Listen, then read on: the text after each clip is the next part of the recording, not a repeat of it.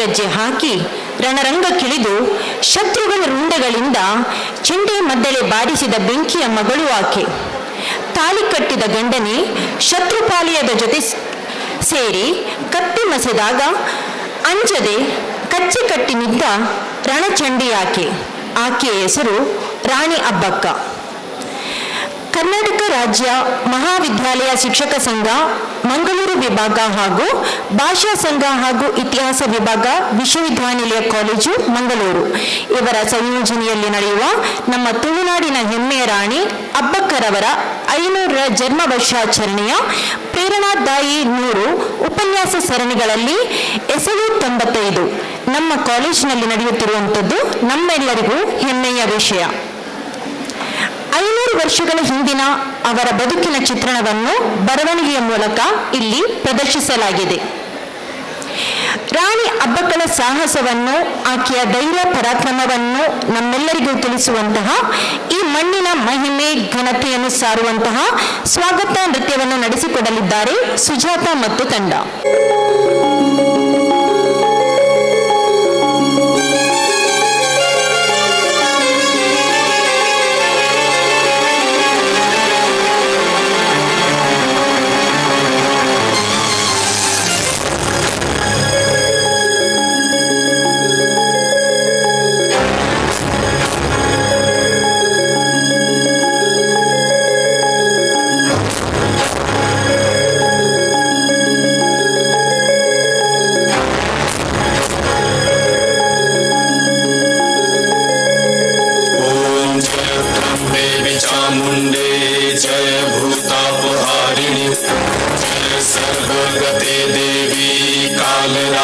नमस्तुते जय त्वं देवी चामुण्डे जय भूतापहारिणि जय सर्वगते देवी कालरात्रि नमस्तुते या देवी सर्वभूतेषु मातृरूपेण संस्थिता नमस्तस्मै नमस्तस्मै नमस्तस्मै नमो नमः.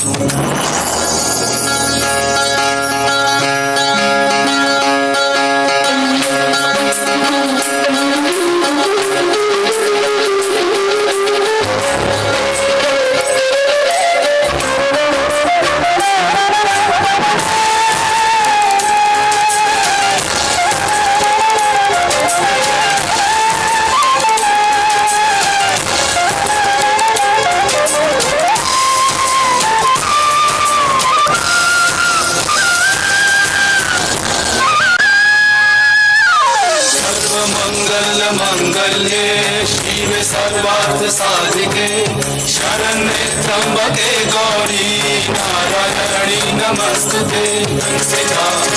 नमस्तस्मै नमस्तस्मै नमस्तस्मै नमो नमः. नमस्तस्मै नमस्तस्मै नमस्तस्मै नमो नमः. नमस्तस्मै नमस्तस्मै नमस्तस्मै नमो नमः. नमस्तस्मै नमस्तस्मै नमस्तस्मै नमो नमः.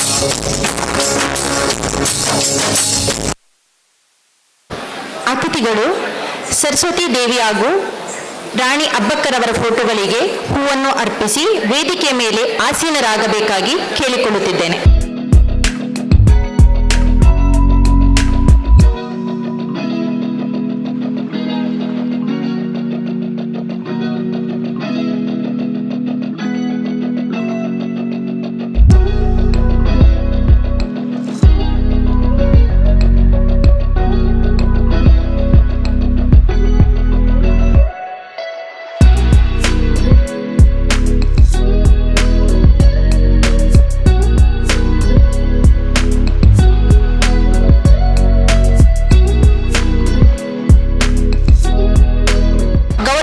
ಕುಲಪತಿಗಳು ಮಂಗಳೂರು ವಿಶ್ವವಿದ್ಯಾನಿಲಯ ಹಾಗೂ ಈ ಕಾರ್ಯಕ್ರಮದ ಉದ್ಘಾಟನೆಯನ್ನು ನಡೆಸಿಕೊಡಲಿದ್ದಾರೆ ಶ್ರೀ ಪ್ರಕಾಶ್ PS, ಮುಖ್ಯ ಕಾರ್ಯನಿರ್ವಹಣಾಧಿಕಾರಿಗಳು, ಹೊಸ ದಿಗಂತ. ಹಾಗೂ ಇಂದಿನ ಕಾರ್ಯಕ್ರಮಕ್ಕೆ ಸಂಪನ್ಮೂಲ ವ್ಯಕ್ತಿಗಳಾಗಿ ಶ್ರೀ ಕೇಶವ್ ಬಂಗೇರ, ಉಪನ್ಯಾಸಕರು ಶ್ರೀ ನಾರಾಯಣ ಗುರು ಪದವಿ ಪೂರ್ವ ಕಾಲೇಜು ಇವರು ಆಗಮಿಸಿದ್ದಾರೆ. ಇಂದಿನ ಕಾರ್ಯಕ್ರಮವನ್ನು ಪ್ರಾರ್ಥನೆಯ ಮೂಲಕ ಆರಂಭಿಸೋಣ. ಯಾ ಕುಂದೇಂದು ತುಷಾರಹಾರಧವಲ ಯಾ ಶುಭ್ರ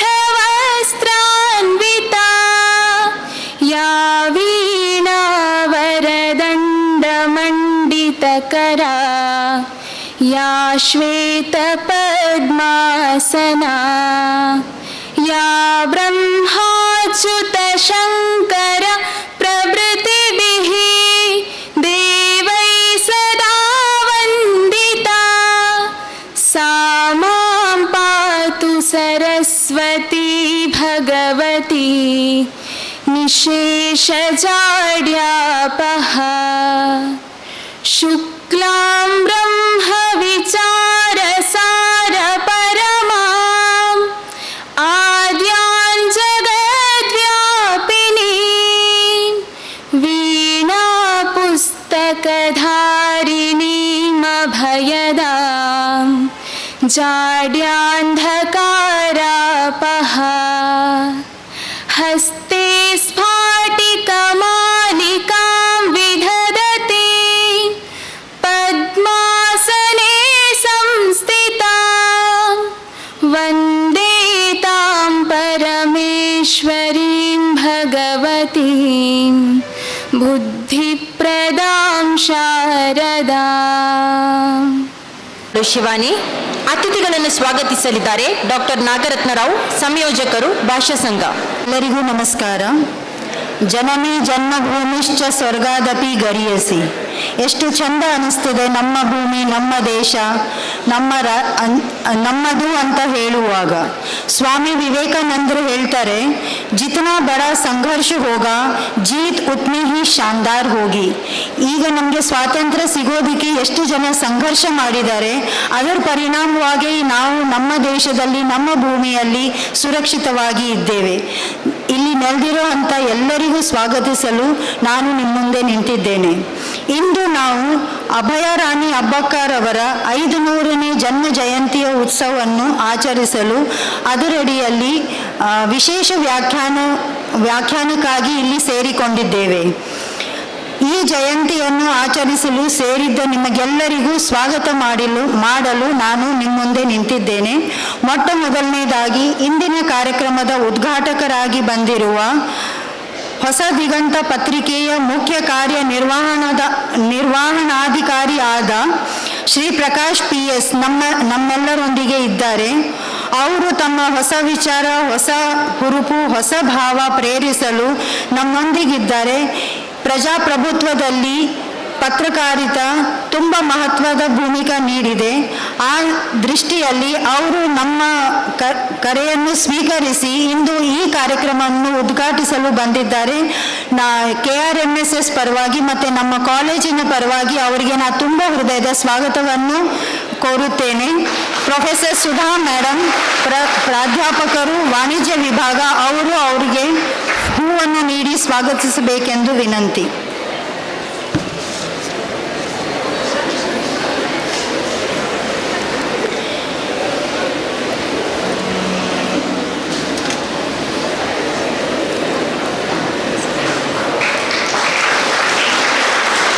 ಇಂದಿನ ನಮ್ಮ ಈ ಕಾರ್ಯಕ್ರಮದ ಅಧ್ಯಕ್ಷ ಸ್ಥಾನ ವಹಿಸಿರುವ ನಮ್ಮವರೇ ಆದ ಈ ಸಂಸ್ಥೆಯ ಮುಖ್ಯಸ್ಥರಾದ ಪ್ರೊಫೆಸರ್ PL ಧರ್ಮ, ಗೌರವಾನ್ವಿತ ಕುಲಪತಿಗಳು, ಮಂಗಳೂರು ವಿಶ್ವವಿದ್ಯಾಲಯ ನಮ್ಮೊಂದಿಗೆ ಇದ್ದಾರೆ. ಅವರು ನಮ್ಮ ಎಲ್ಲ ಚಟುವಟಿಕೆಗಳಲ್ಲಿ ಪ್ರೇರಕರಾಗಿದ್ದಾರೆ. ಅವರಿಗೆ ನಮ್ಮ ಕಾಲೇಜು ಮತ್ತು KRMSS ಪರವಾಗಿ ತುಂಬ ಹೃದಯದ ಸ್ವಾಗತವನ್ನು ಕೋರುತ್ತೇನೆ.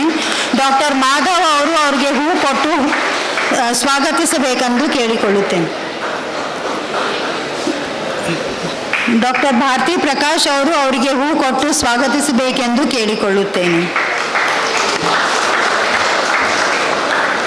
ನಮ್ಮ ಈ ವಿಶೇಷ ವ್ಯಾಖ್ಯಾನ ಕಾರ್ಯಕ್ರಮದಲ್ಲಿ ಸಂಪನ್ಮೂಲ ವ್ಯಕ್ತಿಯಾಗಿ ನಮ್ಮೊಂದಿಗೆ ಇದ್ದಾರೆ ಶ್ರೀ ನಾರಾಯಣ್ ಗುರು ಪದವಿ ಪೂರ್ವ ಕಾಲೇಜು ಉಪನ್ಯಾಸಕರಾದ ಶ್ರೀ ಕೇಶವ್ ಬಂಗೇರ ಅವರು. ಒಬ್ಬರು ಪ್ರಖರ ಮಾತುಗಾರರು, ಯಕ್ಷಗಾನ ಕಲಾವಿದರು, ಒಂದು ಬುದ್ಧಿಜೀವಿ ಮತ್ತು ಕಲೆಯ ಸಂಗಮವಾಗಿರುವ ಇವರನ್ನು ನಮ್ಮ ಕಾಲೇಜು ಮತ್ತು KRMSS ಪರವಾಗಿ ತುಂಬ ಹೃದಯದಿಂದ ಸ್ವಾಗತಿಸುತ್ತೇನೆ. ಅವರಿಗೆ ಡಾಕ್ಟರ್ ಸುಮಾ ಅವರು ಹೂ ಕೊಟ್ಟು ಸ್ವಾಗತಿಸಬೇಕೆಂದು ಕೇಳಿಕೊಳ್ಳುತ್ತೇನೆ.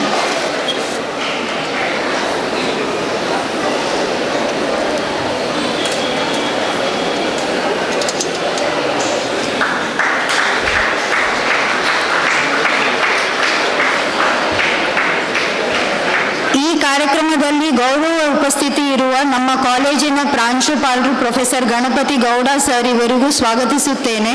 ಅವರು ಕೆಲವು ಕಾರ್ಯದಿಂದ ಬರಲಿಕ್ಕಾಗಲಿಲ್ಲ. ಅವರ ಸ್ಥಾನದಲ್ಲಿ ಪ್ರೊಫೆಸರ್ ಜೈವನ್ ನಾಯಕ್ ಸರ್ ನಮ್ಮೊಂದಿಗೆ ಇದ್ದಾರೆ.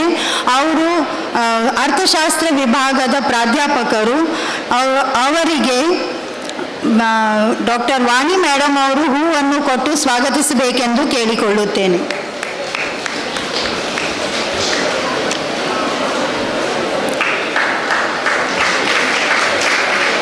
ಇಂದು ನಮ್ಮೊಂದಿಗೆ KRMSS ಅಧ್ಯಕ್ಷರಾದ ಡಾಕ್ಟರ್ ವಾಣಿ ಇವರು ಕ್ಯಾನ್ರಾ ಕಾಲೇಜ್ ಪ್ರಾಧ್ಯಾಪಕರು ನಮ್ಮೊಂದಿಗೆ ಇದ್ದಾರೆ. ಅವರಿಗೆ ಡಾಕ್ಟರ್ ಭಾರತಿ ಪ್ರಕಾಶ್ ಅವರು ಹೂ ಕೊಟ್ಟು ಸ್ವಾಗತಿಸಬೇಕೆಂದು ಕೇಳಿಕೊಳ್ಳುತ್ತೇನೆ.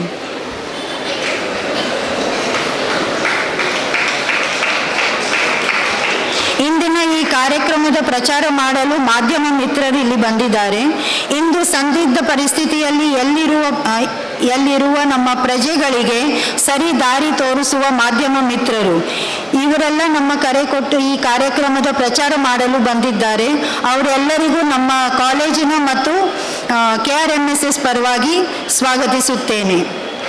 ಅದು ಅಲ್ಲದೆ ಈ ಕಾರ್ಯಕ್ರಮವನ್ನು ನಾವು 3 ಸಂಘದವರು ಸೇರಿ ಮಾಡಿದ್ದು, ಭಾಷಾ ಸಂಘ, ಮಹಿಳಾ ಸಂಘ ಮತ್ತು ಇತಿಹಾಸ ವಿಭಾಗ. ಡಾಕ್ಟರ್ ಭಾರತಿ ಪ್ರಕಾಶ್, ಡಾಕ್ಟರ್ ಜಯರಾಜ್ ಅವರಿಗೂ ನಾನು ಈ ಕಾರ್ಯಕ್ರಮದಲ್ಲಿ ಸ್ವಾಗತಿಸುತ್ತೇನೆ. ವಿದ್ಯಾರ್ಥಿಗಳು ನಮ್ಮ ಇಂದಿನ ಕಾರ್ಯಕ್ರಮದ ಕೇಂದ್ರ ಬಿಂದು. ಇಂದಿನ ವಿದ್ಯಾರ್ಥಿಗಳು ನಮ್ಮ ದೇಶದ ಭವಿಷ್ಯ, ಆದರ್ಶ ಪ್ರಜೆಗಳು. ಅವರಿಗೆ ಒಂದು ಆದರ್ಶ ದಾರಿಯನ್ನು ತೋರಿಸಲು ನಮ್ಮ ಇತಿಹಾಸ ಸಂಸ್ಕೃತಿಯನ್ನು ಗುರ್ತು ಮಾಡಿಸಿಕೊಡಲಿಕ್ಕೆ ಇಂಥ ಕಾರ್ಯಕ್ರಮಗಳು ಅನಿವಾರ್ಯವಾಗಿದೆ. ಈ ಕಾರ್ಯಕ್ರಮಕ್ಕೆ ಬಂದಂಥ ಎಲ್ಲ ವಿದ್ಯಾರ್ಥಿಗಳಿಗೂ ನಾನು ಸ್ವಾಗತಿಸುತ್ತೇನೆ. ಈ ಸಭಾಂಗಣದಲ್ಲಿ ನಮ್ಮ ಕಾಲೇಜಿನ ಪ್ರಾಧ್ಯಾಪಕರು, ಬೇರೆ ಕಾಲೇಜಿನ ಬಂದಂಥ ಅತಿಥಿಗಳು ಎಲ್ಲರಿಗೂ ಸ್ವಾಗತಿಸುತ್ತಾ, ಈ ಸಭಾಂಗಣದ ಸುವ್ಯವಸ್ಥೆಯನ್ನು ಸರಿಯಾಗಿ ವ್ಯವಸ್ಥಿತವಾಗಿ ಮಾಡಿಕೊಟ್ಟಿದ್ದಕ್ಕೆ ಸುರೇಶ್ ಅವರು ಮತ್ತು ಕಿಶೋರದ ತಂಡದವರಿಗೂ ಸ್ವಾಗತಿಸುತ್ತಾ ನನ್ನ ಸ್ವಾಗತ ಮಾತುಗಳನ್ನು ಮುಗಿಸುತ್ತೇನೆ. ಧನ್ಯವಾದಗಳು. ಧನ್ಯವಾದಗಳು ಮೇಡಮ್. ಇಂದಿನ ಕಾರ್ಯಕ್ರಮದ ಪ್ರಸ್ತಾವನೆಯನ್ನು ನಡೆಸಿಕೊಡಲಿದ್ದಾರೆ ಕರ್ನಾಟಕ ರಾಜ್ಯ ಮಹಾವಿದ್ಯಾಲಯ ಶಿಕ್ಷಕ ಸಂಘದ ಜಂಟಿ ಪ್ರಧಾನ ಕಾರ್ಯದರ್ಶಿಗಳಾದ ಡಾಕ್ಟರ್ ಮಾಧವ್ರವರು. ಸಂಘದ ಅಧ್ಯಕ್ಷರು, ಕುಲಪತಿಗಳಾಗಿರುವಂತಹ ಪ್ರೊಫೆಸರ್ PL ಧರ್ಮಸರ್ ಅವರೇ, ನಮ್ಮೆಲ್ಲರ ಹಿರಿಯರು, ಮಾರ್ಗದರ್ಶಕರು, ಇವತ್ತಿನ ಕಾರ್ಯಕ್ರಮದ ಉದ್ಘಾಟನೆಯನ್ನು ಮಾಡಲಿಕ್ಕಿರುವಂತಹ ಮಾನ್ಯ PS ಪ್ರಕಾಶ್ ಅವರೇ, ಇವತ್ತಿನ ಸಂಪನ್ಮೂಲ ವ್ಯಕ್ತಿಗಳಾಗಿರುವಂತಹ ಕನ್ನಡ ಉಪನ್ಯಾಸಕರು, ವಾಗ್ಮಿಗಳು ಆಗಿರುವಂತಹ ಶ್ರೀಯುತ ಕೇಶವ ಬಂಗೇರ ಅವರೇ, ವಿಭಾಗದ ಅಧ್ಯಕ್ಷರಾದಂಥ ಪ್ರೊಫೆಸರ್ ವಾಣಿ US ಅವರೇ, ಕಾಲೇಜಿನ ಗೌರವಾನ್ವಿತ ಪ್ರಭಾರ ಪ್ರಾಂಶುಪಾಲರಾಗಿ ಇರುವಂತಹ ಪ್ರೊಫೆಸರ್ ಜಯವಂತ್ ನಾಯ್ಕ್ ಅವರೇ, ಎಲ್ಲ ಆತ್ಮೀಯ ಸಹೋದ್ಯೋಗಿ ಬಂಧುಗಳೇ, ಬಹಳ ಮುಖ್ಯವಾಗಿ ಅತ್ಯಂತ ಶಿಸ್ತಿನ ಸಿಪಾಯಿಗಳಾದ ನಮ್ಮ ಪ್ರೀತಿಯ ವಿದ್ಯಾರ್ಥಿ ಮಿತ್ರರೇ, ಇವತ್ತು ಬ್ರಿಟಿಷರ ವಿರುದ್ಧ ಹೋರಾಡಿದಂತಹ ಝಾನ್ಸಿ ರಾಣಿ ಲಕ್ಷ್ಮೀಬಾಯಿ ಅವರ ಜನ್ಮದಿನ. ಈ ದಿನದಂದು ನಾವು ರಾಣಿ ಹಬ್ಬಕ್ಕ 95ನೇ ಕಾರ್ಯಕ್ರಮವನ್ನು ವಿಶ್ವವಿದ್ಯಾನಿಲಯ ಕಾಲೇಜಿನಲ್ಲಿ ಮಾಡ್ತಾ ಇದ್ದೇವೆ. ರಾಷ್ಟ್ರಕ್ಕಾಗಿ ಶಿಕ್ಷಣ, ಶಿಕ್ಷಣಕ್ಕಾಗಿ ಶಿಕ್ಷಕ, ಶಿಕ್ಷಕನೊಂದಿಗೆ ಸಮಾಜ, ಈ ಧ್ಯೇಯವನ್ನು ಇಟ್ಟುಕೊಂಡು ರಾಷ್ಟ್ರ ಮಟ್ಟದಲ್ಲಿ ಕಾರ್ಯಾಚರಿಸುತ್ತಿರುವಂತಹ ನಮ್ಮ ದೇಶದ ಅತ್ಯಂತ ದೊಡ್ಡ ಶಿಕ್ಷಕ ಸಂಘಟನೆ ABRSM, ಅಖಿಲ ಭಾರತೀಯ ರಾಷ್ಟ್ರೀಯ ಶೈಕ್ಷಿಕ್ ಮಹಾಸಂಘ. ಇದರ ಅಡಿಯಲ್ಲಿ ಉನ್ನತ ಶಿಕ್ಷಣ ಕ್ಷೇತ್ರದಲ್ಲಿ ಕಾರ್ಯಾಚರಿಸುತ್ತಿರುವಂತಹ ಸಂಘಟನೆ KRMSS, ಕರ್ನಾಟಕ ರಾಜ್ಯ ಮಹಾವಿದ್ಯಾಲಯ ಶಿಕ್ಷಕ ಸಂಘ. ಈ ಸಂಘದ ಮುಖ್ಯ ಉದ್ದೇಶ ಏನು ಅಂತ ಹೇಳಿದರೆ, ಶಿಕ್ಷಕರ ಹಿತಚಿಂತನೆ, ಶಿಕ್ಷಕರ ಕ್ಷೇಮಾಭಿವೃದ್ಧಿ ಮತ್ತು ಶಿಕ್ಷಕರಿಗೋಸ್ಕರ ಕೆಲಸ ಮಾಡುವಂಥದ್ದು. ಬಹುಶಃ ನಮ್ಮ ಶಿಕ್ಷಕರಿಗೂ ಈ ಪ್ರಶ್ನೆ ಉದ್ಭವಿಸುವುದು, ಅಂಥದ್ದು ಏನು ಮಾಡಿದ್ದೀರಿ ನೀವು ಅಂತ. ಬಹುಶಃ ಒಂದೆರಡು ಉಲ್ಲೇಖಗಳನ್ನು ನಾನು ಮಾಡದೇ ಇದ್ದರೆ ನಮ್ಮ ಕಾರ್ಯ ಏನು ಅನ್ನೋದು ಅರ್ಥ ಆಗಲಿಕ್ಕಿಲ್ಲ. 2016ರಲ್ಲಿ 7ನೇ ವೇತನ ಆಯೋಗ ಆಯಿತು. ಕೇಂದ್ರೀಯ ವಿಶ್ವವಿದ್ಯಾಲಯಗಳಲ್ಲಿ ಇದು ಜನವರಿ 1, 2016ಕ್ಕೆ ನೀಡ್ತಾರೆ. ಈಗ ನಾಡಿದ್ದು 2026 ಜನವರಿ 1ರಿಂದಲೇ ಕೇಂದ್ರೀಯ ವಿಶ್ವವಿದ್ಯಾಲಯಗಳಲ್ಲಿ ಅದು ನೀಡ್ತಾರೆ. ಆದರೆ ಕರ್ನಾಟಕದಲ್ಲಿ 3 ವರ್ಷ ಆದರೂ 2019 ಆದರೂ ಈ ವೇತನ ಆಯೋಗ ನೀಡಿರಲಿಲ್ಲ. ಆಗ ನಮ್ಮ ಸಂಘಟನೆಯ ಹಿರಿಯರು ಅಂದಿನ ಶಿಕ್ಷಣ ಸಚಿವರಾಗಿದ್ದಂತಹ ಪ್ರಕಾಶ್ ಜಾವಡೇಕರ್ ಅವರ ಹತ್ರ ನಿರಂತರ ಭೇಟಿ ಮಾಡಿ ಕರ್ನಾಟಕ ಸರ್ಕಾರದ ಶಿಕ್ಷಣ ಮಂತ್ರಿಗಳಿಗೆ ಒಂದು ಒತ್ತಾಯ ಮಾಡಿ 2019ರಲ್ಲಿ ನಮಗೆ ವೇತನ ಆಯೋಗ ಆಯಿತು. ಇದು ಒಂದು ವಿಷಯ. ಆದರೆ ಕೊರೋನಾ ಬಂದಂಥ ಸಂದರ್ಭದಲ್ಲಿ PhD ಮಾಡೋದಕ್ಕೆ ಆಗಲಿಲ್ಲ. ಹಾಗಾಗಿ ಅಂಥವರಿಗೆ ಅಸೋಸಿಯೇಟ್ ಪ್ರೊಫೆಸರ್ ಪ್ರಮೋಷನ್ ಬಂದಿರಲಿಲ್ಲ. ಆಗ ನಮ್ಮ ಸಂಘಟನೆಯ ಹಿರಿಯರು ಸೇರಿ UGCಯ ನಿಯಮವನ್ನೇ 5 ವರ್ಷ ಸಡಿಲಿಸಿ ಅವರಿಗೆ ಪ್ರಮೋಷನ್ ಕೊಡುವಂತಹ ಕೆಲಸವನ್ನು ನಮ್ಮ ಸಂಘಟನೆ ಮಾಡಿತ್ತು. ಇದರ ಫಲವಾಗಿ ಕರ್ನಾಟಕದಲ್ಲಿ 1600 ಶಿಕ್ಷಕರಿಗೆ ಅಸೋಸಿಯೇಟ್ ಪ್ರಮೋಷನ್ ಬಂತು. ಮಾತ್ರ ಅಲ್ಲ, ನಮ್ಮ ಮಂಗಳೂರು ವಿಭಾಗದಲ್ಲಿ 60 ಜನರಿಗೆ ಈ ಲಾಭ ಸಿಕ್ಕಿತು. ಹೀಗೆ ಒಂದೊಂದು ಉದಾಹರಣೆಗಳನ್ನು ಕೊಡ್ತಾ ಹೋದರೆ ಖಂಡಿತ ನಮ್ಮ ಸಂಘಟನೆ UGC ಸ್ಟಾಫಿಗೆ ಸಂಬಂಧಪಟ್ಟ ಸಂಘಟನೆ ಮಾತ್ರ ಅಲ್ಲ, ನಮಗೆ UGC, ನಾನ್ UGC, guest, permanent, temporary, management ಎಲ್ಲರೂ ಒಂದೇ. ನಿಮಗೆ ಗೊತ್ತಿರ್ಬೋದು, 3 ವರ್ಷದ ಹಿಂದೆ ಕರ್ನಾಟಕ ಸರ್ಕಾರಿ ಕಾಲೇಜಿನಲ್ಲಿ ಕೆಲಸ ಮಾಡ್ತಿದ್ದಂತಹ ಅತಿಥಿ ಉಪನ್ಯಾಸಕರಿಗೆ ವೇತನದ ಒಂದು ದೊಡ್ಡ ಪ್ರಯತ್ನ ನಡೆದಿತ್ತು.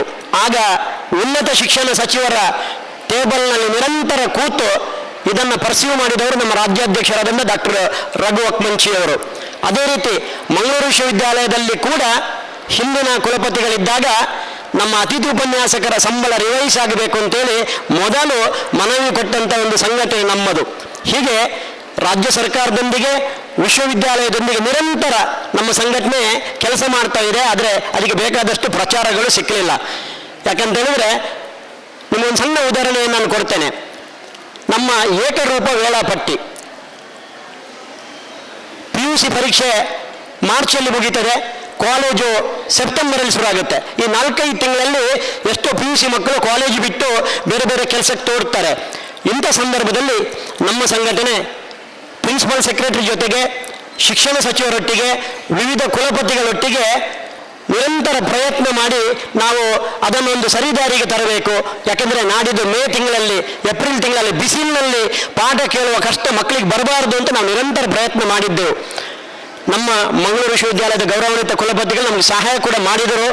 ಅಲ್ಲದೆ ಅವರು ಪ್ರಯತ್ನ ಮಾಡಿದರು. ನವೆಂಬರ್ ಈ ತಿಂಗಳ 25ಕ್ಕೆ ಪರೀಕ್ಷೆ ಶುರು ಮಾಡಿ ಜನವರಿಯಲ್ಲೇ ಕಾಲೇಜು ಸ್ಟಾರ್ಟ್ ಆಗಿ ಆ ಮೇ ತಿಂಗಳ ಕಷ್ಟ ಹೋಗಬೇಕು ಅಂತ.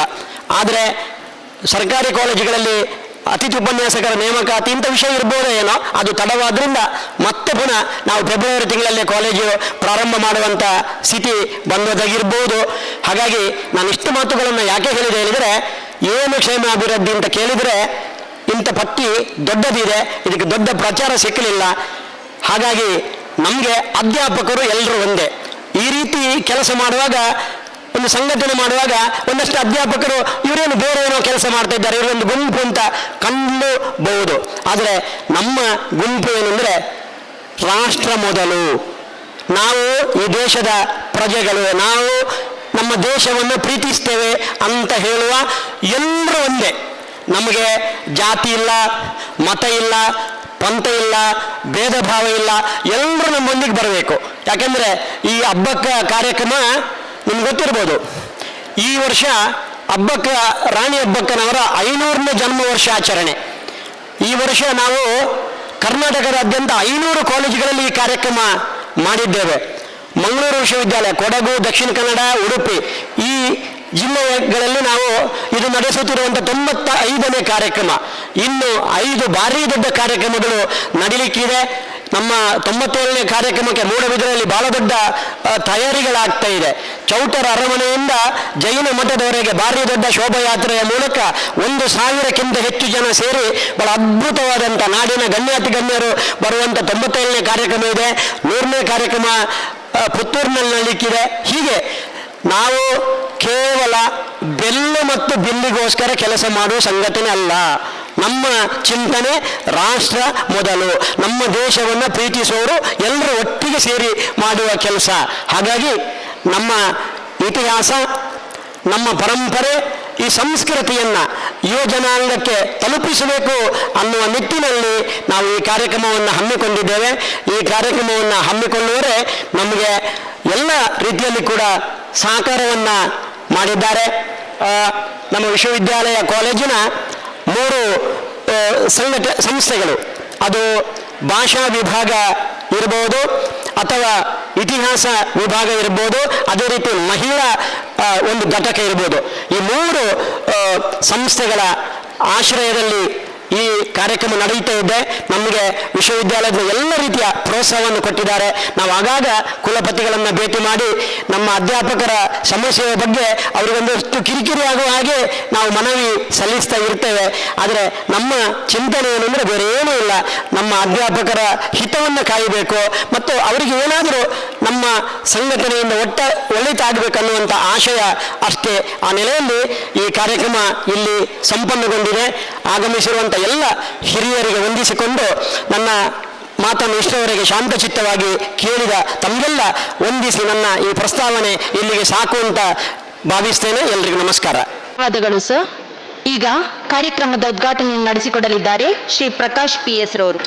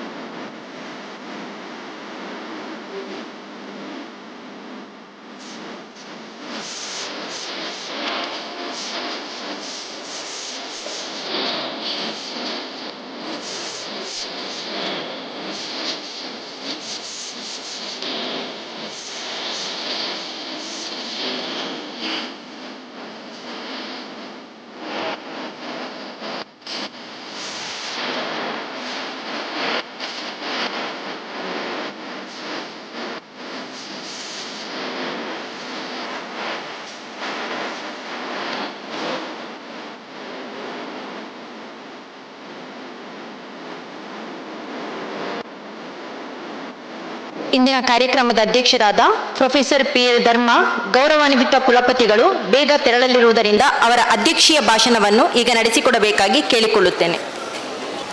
ಬಹಳ ಗೌರವದಿಂದ ಮತ್ತು ಪ್ರೀತಿಯಿಂದ ಉದ್ಘಾಟನೆ ಮಾಡಿದಂಥ ನಮ್ಮೆಲ್ಲರ ಪೋಷಕರಾಗಿರುವ ಶ್ರೀ ಪ್ರಕಾಶ್ PS, ನಾನು ಪ್ರಕಾಶಣ್ಣ ಅಂತ ಕರೀತೀನಿ, ಕಿರಿಯ ಮಿತ್ರ ಮತ್ತು ವಾಗ್ಮಿ ಶ್ರೀ ಕೇಶವ ಬಂಗೇರವರೇ, ಪ್ರಾಂಶುಪಾಲರೇ ಮತ್ತು ವೇದಿಕೆಯಲ್ಲಿ ಕೂತಿರುವ ಎಲ್ಲ ನನ್ನ ಸಹೋದ್ಯೋಗಿ ಮಿತ್ರರೇ, ಈಗಾಗಲೇ ಈ ಸಭೆಗೆ ಬಂದಿರುವಂಥ ನಾವೆಲ್ಲ ಅಧ್ಯಾಪಕ ಮಿತ್ರರೇ ಮತ್ತು ವಿಶೇಷ ಆಹ್ವಾನಿತರೇ, ನಮ್ಮ ಕ್ಯಾಂಪಸ್ನಲ್ಲಿ ನಮ್ಮೊಬ್ಬರು ಸಹೋದ್ಯೋಗಿ ತೀರ್ಕೊಂಡಿದ್ದಾರೆ, ಮರಣ ಹೊಂದಿದ್ದಾರೆ.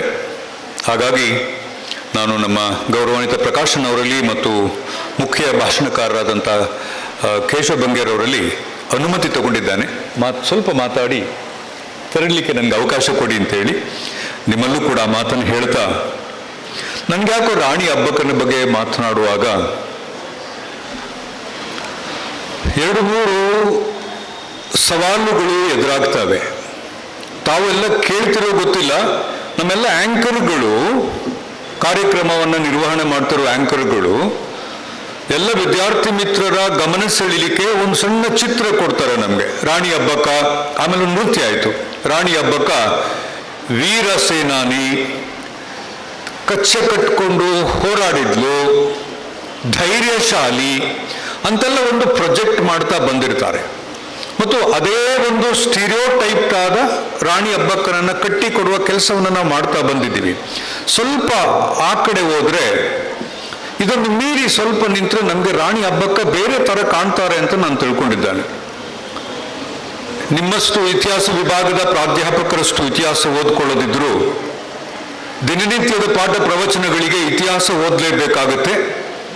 Political science is also a study of history. ಹಾಗಾಗಿ ಹಿಸ್ಟ್ರಿಯನ್ನು ಕೂಡ ಓದ್ಕೊಳ್ತಾ ಹೋಗುವ ಸಂದರ್ಭದಲ್ಲಿ ಈ ರಾಣಿ ಅಬ್ಬಕ್ಕ ಪೋರ್ಚುಗೀಸರ ವಿರುದ್ಧ ಹೋರಾಡ್ತಾ ಇದ್ದ ಸಂದರ್ಭದಲ್ಲಿ ತಾನು ಅನುಸರಿಸಿದ ರೀತಿ ಮತ್ತು ಮಾರ್ಗಗಳನ್ನು ನೋಡಿದ್ರೆ ನನಗೆ ಯಾಕೋ 4ನೇ ಶತಮಾನದ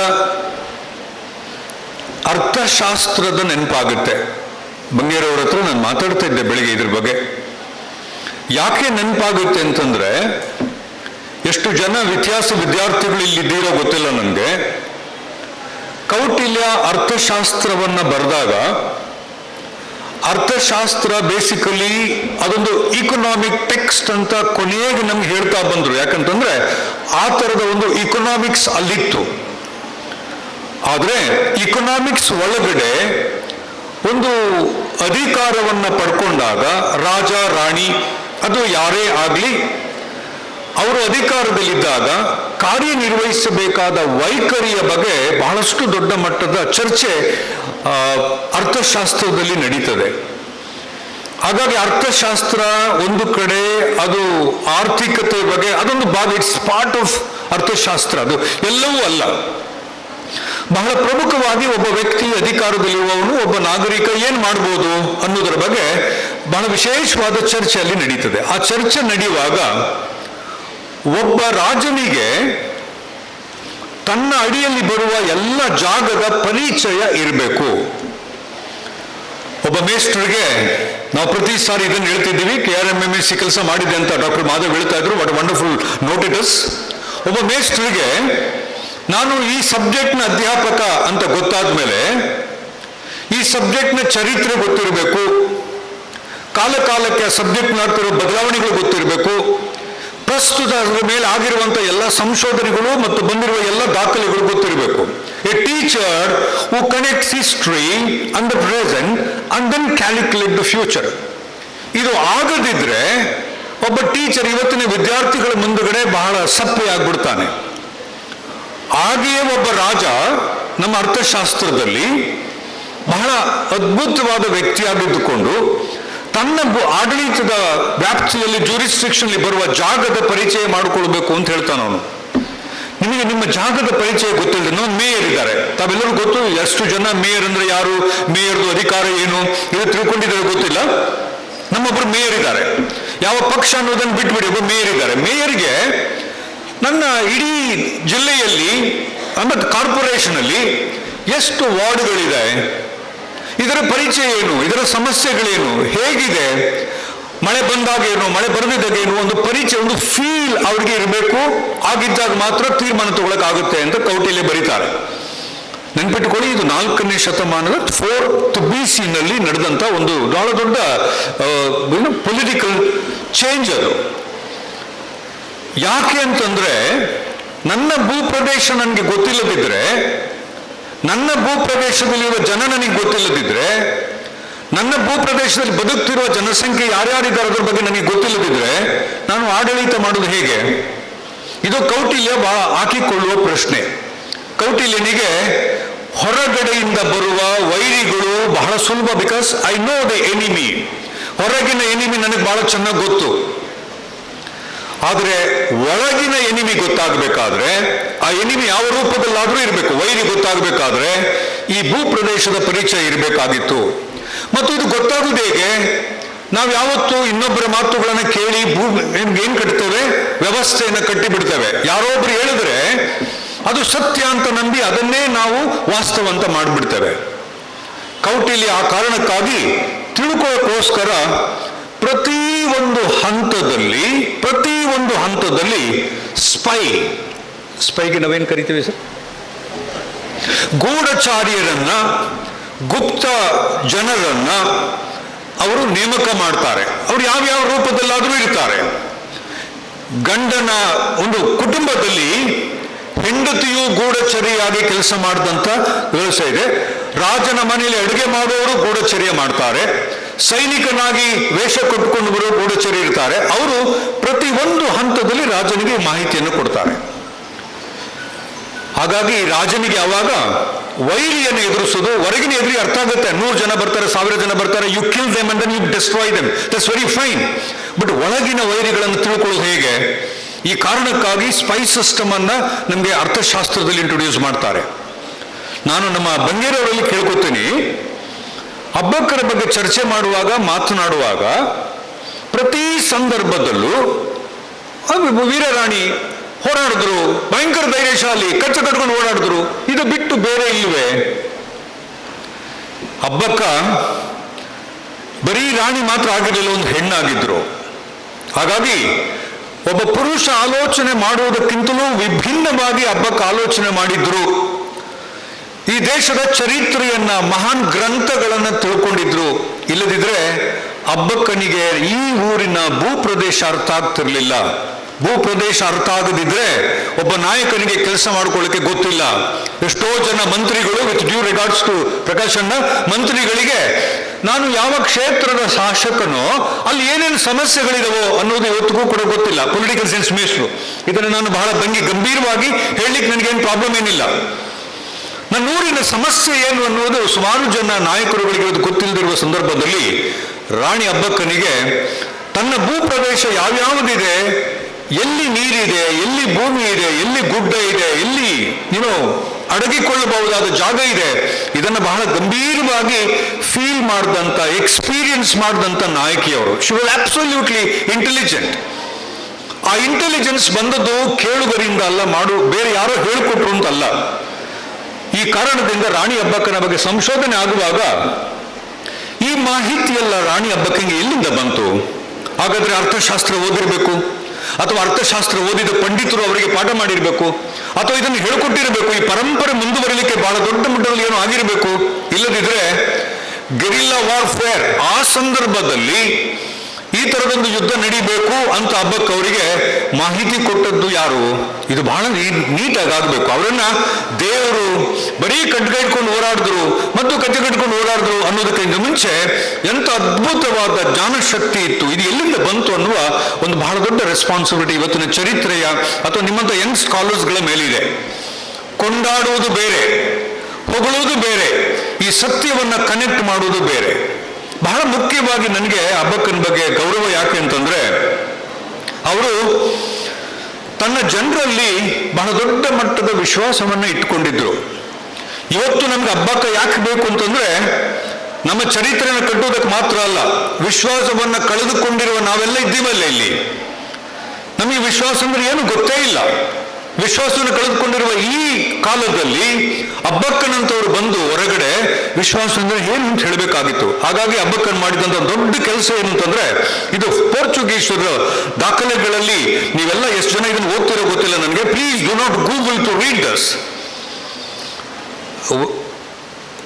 India wonder that was India, ಭಾಷಮ್ದು ಟೈಟಲ್ ಯಾರು ಹಿಸ್ಟ್ರಿ ಪ್ರೊಫೆಸರ್? ಭಾಷಮರ್ದು ಟೈಟಲ್ ಏನಬಹುದು? ಯಾರು ಹಿಸ್ಟ್ರಿ ಪ್ರೊಫೆಸರ್ಸ್ ಇಲ್ಲಿ? Wonder that was India. ಸ್ವಲ್ಪ ನೋಡಿ, ಗೂಗಲ್ ಹೋಗಬೇಡಿ. ವಂಡರ್ ದಟ್ ವಾಸ್ ಇಂಡಿಯಾ ಅನ್ನೋ ಒಂದು ಪುಸ್ತಕದಲ್ಲಿ ಭಾಷಮ್ ಅವರಿಗೆ ಬರೀತಾರೆ, ಪ್ರತಿಯೊಬ್ಬ ರಾಜನಿಗೆ ಬೇಕಾಗಿತ್ತು ಏನು ಅಂತಂದ್ರೆ ತನ್ನ ಜನರನ್ನ ಒಟ್ಟಿಗೆ ತಗೊಂಡು ಹೋಗ್ಬೇಕಾಗಿತ್ತು. ನಮ್ಗೆ ಜಾತಿ ಇಲ್ಲ, ಧರ್ಮ ಇಲ್ಲ, ನಾವು ತಾರತಮ್ಯ ಮಾಡೋದಿಲ್ಲ ಅಂತ ಅದನ್ನು ಹೇಳ್ತಾ ಬಂದಾಗ ವಿಶ್ವಾಸಕ್ಕೆ ತಗೊಳ್ಳೋದು ಬೇರೆ. ವಿಶ್ವಾಸಕ್ಕೆ ಯಾಕೆ ತಗೊಳ್ತೀರಿ ಅಂತಂದ್ರೆ ರೆಸ್ಪಾನ್ಸಿಬಿಲಿಟಿನ ಹೇಗೆ ಕೊಡಬೇಕು ಅಂತ. ಯಾರು ಮಂತ್ರಿ ಆಗಬೇಕು, ಎಂತ ತೀರ್ಮಾನ ತಗೊಳ್ಬೇಕು ನೋಡಿ. ಯಾರು ಮಂತ್ರಿ ಆಗಬೇಕು, ಯಾರು ಅವರ ಸೈನಿಕರಾಗಬೇಕು, ಯಾರು ಸೇನಾನಿಗಳಾಗಬೇಕು ಅನ್ನೋ ತೀರ್ಮಾನವನ್ನ ರಾಣಿ ಅಬ್ಬಕ್ಕ ಬಹಳ ಗೌಪ್ಯವಾಗಿ ತಗೋತಾ ಇದ್ರು ಅಂತ ಒಂದು ಬರೀತಾರೆ. ಒಬ್ಬ ಪೋರ್ಚುಗೀಸ್ ಆಫೀಸರ್ ಎಲ್ಲೋ ಒಂದು ಕಡೆ ತನ್ನ ಡೈರಿಯಲ್ಲಿ ಬರೆದದನ್ನ ಎಲ್ಲೋ ಓದ್ತಾ ಇದ್ದೆ, ಭಾಷಣದಲ್ಲಿ ಓದ್ತಾ ಇದ್ದೆ ನಾನು. ಅವ್ರು ಏನ್ ಹೇಳ್ತಂದ್ರೆ, how did she come to know our move, ನಮ್ಮ ನಡೆ, ನಾವು ಬರ್ತಾ ಇದ್ದೀವಿ, ಅಟ್ಯಾಕ್ ಮಾಡ್ತಾ ಇದ್ದೀವಿ ಅಂತ ಅಬ್ಬಕ್ಕನಿಗೆ ಹೆಂಗ್ ಗೊತ್ತಾಯ್ತು ಅಂತಂದ್ರೆ, ರಾಣಿ ಅಬ್ಬಕ್ಕನಿಗೆ ಯಾರೋ ಈ ಮಾಹಿತಿಗಳನ್ನು ಕೊಡ್ತಾ ಇದ್ರು. ನೀವೀಗ ಕನೆಕ್ಟ್ ಮಾಡಬೇಕಾಗಿರೋದು, ನಮ್ಮಲ್ಲಿ ಎಂತ ಸ್ಪೈ ಸಿಸ್ಟಮ್ ಇತ್ತು, ನಮ್ಮಲ್ಲಿ ಎಂತ ಅದ್ಭುತವಾದ ಗೂಢಚರ್ಯ ಸಿಸ್ಟಮ್ ಇತ್ತು ಅಂತ. ಬಹಳ ಮುಖ್ಯವಾಗಿ ಇವತ್ತು ನೀವು ನಿಮ್ಮ ಮೊಬೈಲ್ ಫೋನಲ್ಲಿ GPS ಬಗ್ಗೆ ಮಾತಾಡ್ತೀರಿ. ನೀವು ಬರೀ ನಿಮ್ಮ ಎಲ್ಲಿದೆ ಊರಲ್ಲಿ ಮಂಗಳದೇವಿಗೆ ಹೋಗ್ಬೇಕು GPS ಹಾಕೊಂಡು ಹೋಗ್ತೀರಿ, ಇನ್ನೆಲ್ಲ ಇಲ್ಲೊಂದು ಹೋಗ್ಬೇಕು GPS ಹಾಕೊಂಡು ಹೋಗ್ತೀರಿ. ಪ್ರತಿ ಭೌಗೋಳಿಕ ಪ್ರದೇಶದಲ್ಲಿ ಇವತ್ತು ಏನಾಗ್ತದೆ, ಸಾಯಂಕಾಲ ಏನಾಗ್ತದೆ ಅನ್ನುವ ಮಾಹಿತಿ ಅಬ್ಬಕ್ಕ ಅವರಿಗೆ ಇದ್ದದ್ರಿಂದಲೇ ಬಹಳ ದೊಡ್ಡ ಆರ್ಗನೈಸರ್ ಆಗಿದ್ರು ಅಬ್ಬಕ್ಕ. ಬಹಳ ದೊಡ್ಡ ಸಂಘಟನೆ ಕೆಲಸ ಚತುರರಾಗಿದ್ರು ಅವರ ಹಬ್ಬಕ್ಕ. ಅವರ ಮಾತು ಆರ್ಡರ್ ಆಗಿರಲಿಲ್ಲ, ಅದು ಆದೇಶ ಆಗಿರಲಿಲ್ಲ. ಅವರ ಮಾತುಗಳು ಯಾವತ್ತೂ ರೆಸ್ಪಾನ್ಸಿಬಲ್ ಆಗಿತ್ತು. ಪ್ರತಿಯೊಬ್ಬರು ರೆಸ್ಪಾನ್ಸಿಬಲ್ ಆಗಿರಬೇಕು ಅಂತ ಇಂಗ್ಲಿಷ್ ಬರಹಗಾರರು ಬರೀತಾರೆ ಅಂತಂದ್ರೆ, ಈಗ ಹಬ್ಬಕ್ಕೆ ಅವರ ಚಿತ್ರಣವನ್ನು ನಾವು ಬೇರೆ ರೀತಿಯಲ್ಲಿ ಮಾಡಬೇಕು. ಝಾನ್ಸಿ ರಾಣಿ ಹೆಸರನ್ನ ನೆನಪು ಮಾಡ್ಕೊಂಡ್ರಿ. ಝಾನ್ಸಿ ರಾಣಿಗೆ by the virtue of being rich and then also privileged class ಎಲ್ಲ ಸಕಲ ಸವಲತ್ತುಗಳು ಇದ್ವು. ಹಬ್ಬಕ್ಕನಿಗೆ ಆ ಸವಲತ್ತುಗಳು ಇರಲಿಲ್ಲ ಅನ್ನೋದಕ್ಕೆ ನಮ್ಮಲ್ಲಿ ದಾಖಲೆಗಳಿದ್ದಾವೆ. ಈ ಸವಲತ್ತುಗಳು ಇಲ್ಲದೆಯೂ ಒಂದಿಷ್ಟು ದೊಡ್ಡ ನಾಯಕರಾಗಲಿಕ್ಕೆ ಅವರು ಜನರ ಮಧ್ಯೆ ಇಟ್ಟುಕೊಂಡಿದ್ದಂಥ ವಿಶ್ವಾಸವೇ ಬಹಳ ದೊಡ್ಡದು ಅಂತ ನಾನು ತಿಳ್ಕೊಂಡಿದ್ದೇನೆ.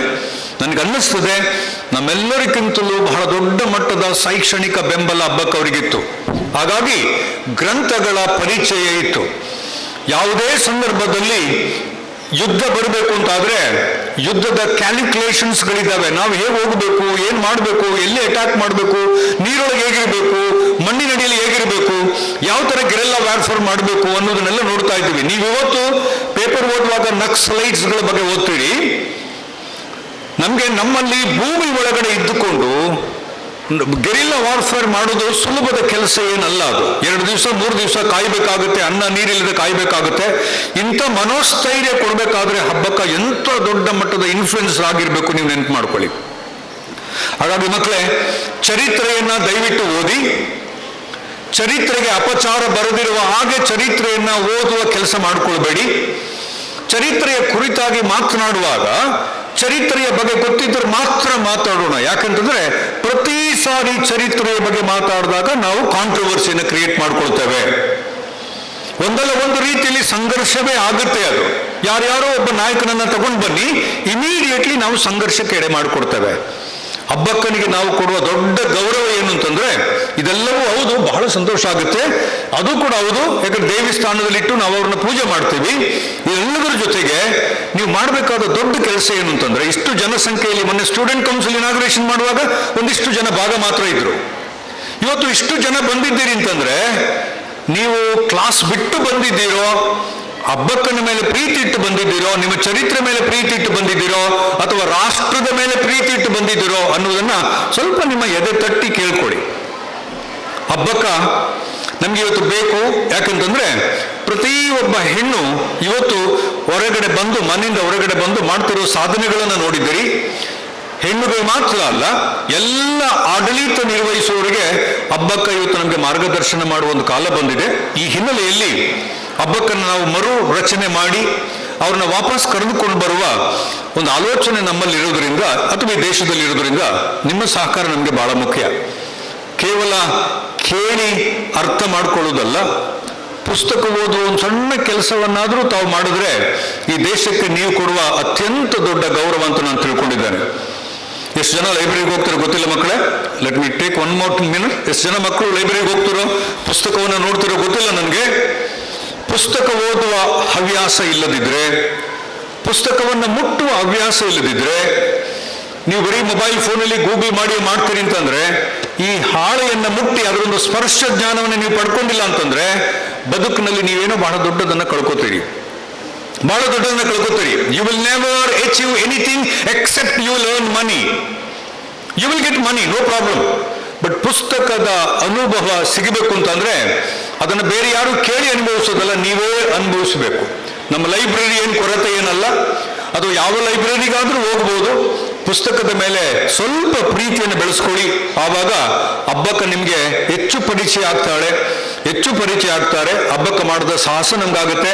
ಅವರ ಕೊಡುಗೆಯಿಂದ ನಾವಿವತ್ತು ಬದುಕ್ತಾ ಇರೋದು ನಮಗೆ ಗೊತ್ತಾಗುತ್ತೆ ಅಂತ ಹೇಳ್ತಾ, ಇವತ್ತಿನ ಕಾರ್ಯಕ್ರಮದಲ್ಲಿ ಬಂದಿರುವಂಥ ನಮ್ಮ ಹಿರಿಯರು ಮತ್ತು ಗೌರವಾನ್ವಿತರಾದ ಪ್ರಕಾಶ್ನವರ ಅನುಮತಿ ತಗೊಂಡು, ಕೇಶವ ಬಂಗೇರ್ ಅವರ ಹತ್ರ ಅನುಮತಿ ತಗೊಂಡು ನಿಮ್ಮೆಲ್ಲರಿಗೆ ನಾನು ವಂದನೆಗಳನ್ನು ಹೇಳಿ, ನಾನು ಈ ಸಭೆಯಿಂದ ತೆರಳಲಿಕ್ಕೆ ನೀವೆಲ್ಲ ನನಗೆ ಅವಕಾಶ ಮಾಡಿಕೊಡಿ. ಸುಮಾರು ವಿಷಯಗಳು ನನಗೆ ಚರಿತ್ರೆ ಬಗ್ಗೆ ನನ್ನದೇ ಆದೊಂದು ಇಂಟರ್ಪ್ರಿಟೇಷನ್ ಇದೆ. ನಿಮ್ಮ ಥರ ಚರಿತ್ರೆ ವಿದ್ಯಾರ್ಥಿ ಅಲ್ಲ ನಾನು. ಆಮೇಲೆ ಪೊಲಿಟಿಕಲ್ ಸೈನ್ಸ್ ಸ್ಟೂಡೆಂಟ್. ಆದರೆ ಸುಮಾರು ವಿಷಯಗಳು ನಮ್ಮದು ಅರ್ಥಶಾಸ್ತ್ರ ನಾವು ಪಾಠ ಮಾಡ್ತೀವಿ, ರಿಲೇಟ್ ಮಾಡೋಕ್ಕೆ ಸುಲಭ ಆಗುತ್ತೆ ನಮಗೆ. ಈ ಹಿನ್ನೆಲೆಯಲ್ಲಿ 2 ಮಾತನ್ನು ಹೇಳಿ ಸಂಶೋಧಕರಿಗೆ, ವಿದ್ಯಾರ್ಥಿಗಳಿಗೆ ನಾನು ಏನು ಸ್ವಲ್ಪ ಕ್ಯೂರಿಯಾಸಿಟಿ ಕ್ರಿಯೇಟ್ ಮಾಡಿದ್ದೀನಿ ಅಂತ ನಾನು ತಿಳ್ಕೊಂಡಿದ್ದೀನಿ. ಅದಾದರೆ ಒಳ್ಳೆಯದು, ಅಲ್ಲದಿದ್ದರೆ ಇದೇ ಥರ ಕಾರ್ಯಕ್ರಮವನ್ನು ಮಾಡಿ ವರ್ಷಕ್ಕೊಂದ್ಸರಿ ಬಿಟ್ಬಿಡ್ತೀವಿ, ಹಂಗೆ ಆಗೋದು ಬೇಡ ಅಂತ ಹೇಳ್ತಾ ಎಲ್ಲರಿಗೂ ಶುಭಾಶಯಗಳನ್ನು ನೀಡಿ ನನಗೆ ನೀವು ತೆರಳಲಿಕ್ಕೆ ಅನುಮತಿ ಕೊಡಿ ಅಂತ ನಾನು ಎಲ್ಲರಲ್ಲಿ ಕೇಳ್ಕೊತಾ ಇದ್ದೀನಿ. ಧನ್ಯವಾದಗಳು.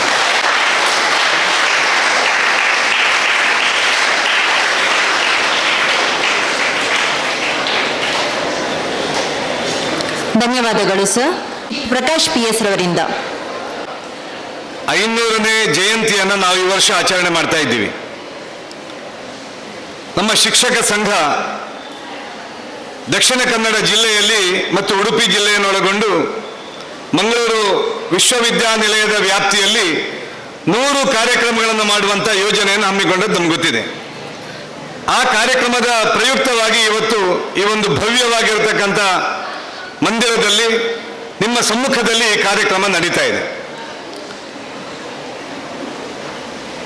ಉಳ್ಳಾಲದ ರಾಣಿ ಅಬ್ಬಕ್ಕನ ಬಗ್ಗೆ ನಮಗೆ ಯಾರಿಗೂ ಪಠ್ಯದಿಂದ ಪರಿಚಿತವಾಗಿರಲಿಲ್ಲ. 1ನೇ ತರಗತಿಯಿಂದ ಇಲ್ಲಿಯವರೆಗೆ ನೀವೇನು ವ್ಯಾಸಂಗ ಮಾಡ್ತಾ ಬಂದಿದ್ದೀರಿ. ಈ ವ್ಯಾಸಂಗದಲ್ಲಿ ಅಬ್ಬಕ್ಕನ ಬಗ್ಗೆ ನಾವು ತಿಳ್ಕೊಳ್ಬೇಕಾದಂಥ ಒಂದು ವ್ಯವಸ್ಥೆ ಬೇಕಿತ್ತು. ಆದರೆ ಆ ರೀತಿಯ ವ್ಯವಸ್ಥೆ ನಮ್ಮ ಪಠ್ಯದಲ್ಲಿ ಬರಲಿಲ್ಲ ಎನ್ನುವಂಥದ್ದು ಒಂದು ದುರಂತ. ಒಂದು ಊರನ್ನ ನಮ್ಮ ಮನಸ್ಸಿಗೆ ತಂದುಕೊಂಡಾಗ ಏನು ನೆನಪಾಗುತ್ತೆ ನಮಗೆ? ಕಾಶ್ಮೀರ ಅಂತ ನೆನೆಸಿಕೊಂಡಾಗ ನಮಗೆ ಆ ಶಾರದೆಯ ನೆನಪಾಗುತ್ತೆ. ಕಾಶಿ ಅಂತ ನೆನಪಾದಾಗ ವಿಶ್ವನಾಥನ ನೆನಪಾಗುತ್ತೆ.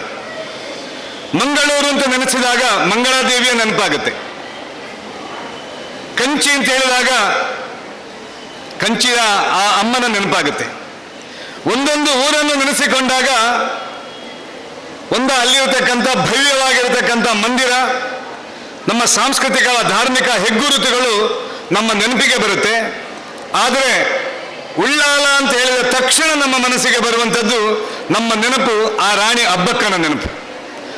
ಅಂಥ ಒಂದು ಚಿರಸ್ಥಾಯಿಯಾಗಿರುವಂಥ ಒಂದು ನೆನಪನ್ನ ಅಬ್ಬಕ್ಕ 100 ವರ್ಷಗಳಿಂದ ನಮಗೆ ಬಿಟ್ಟು ಹೋಗಿದ್ದಾಳೆ.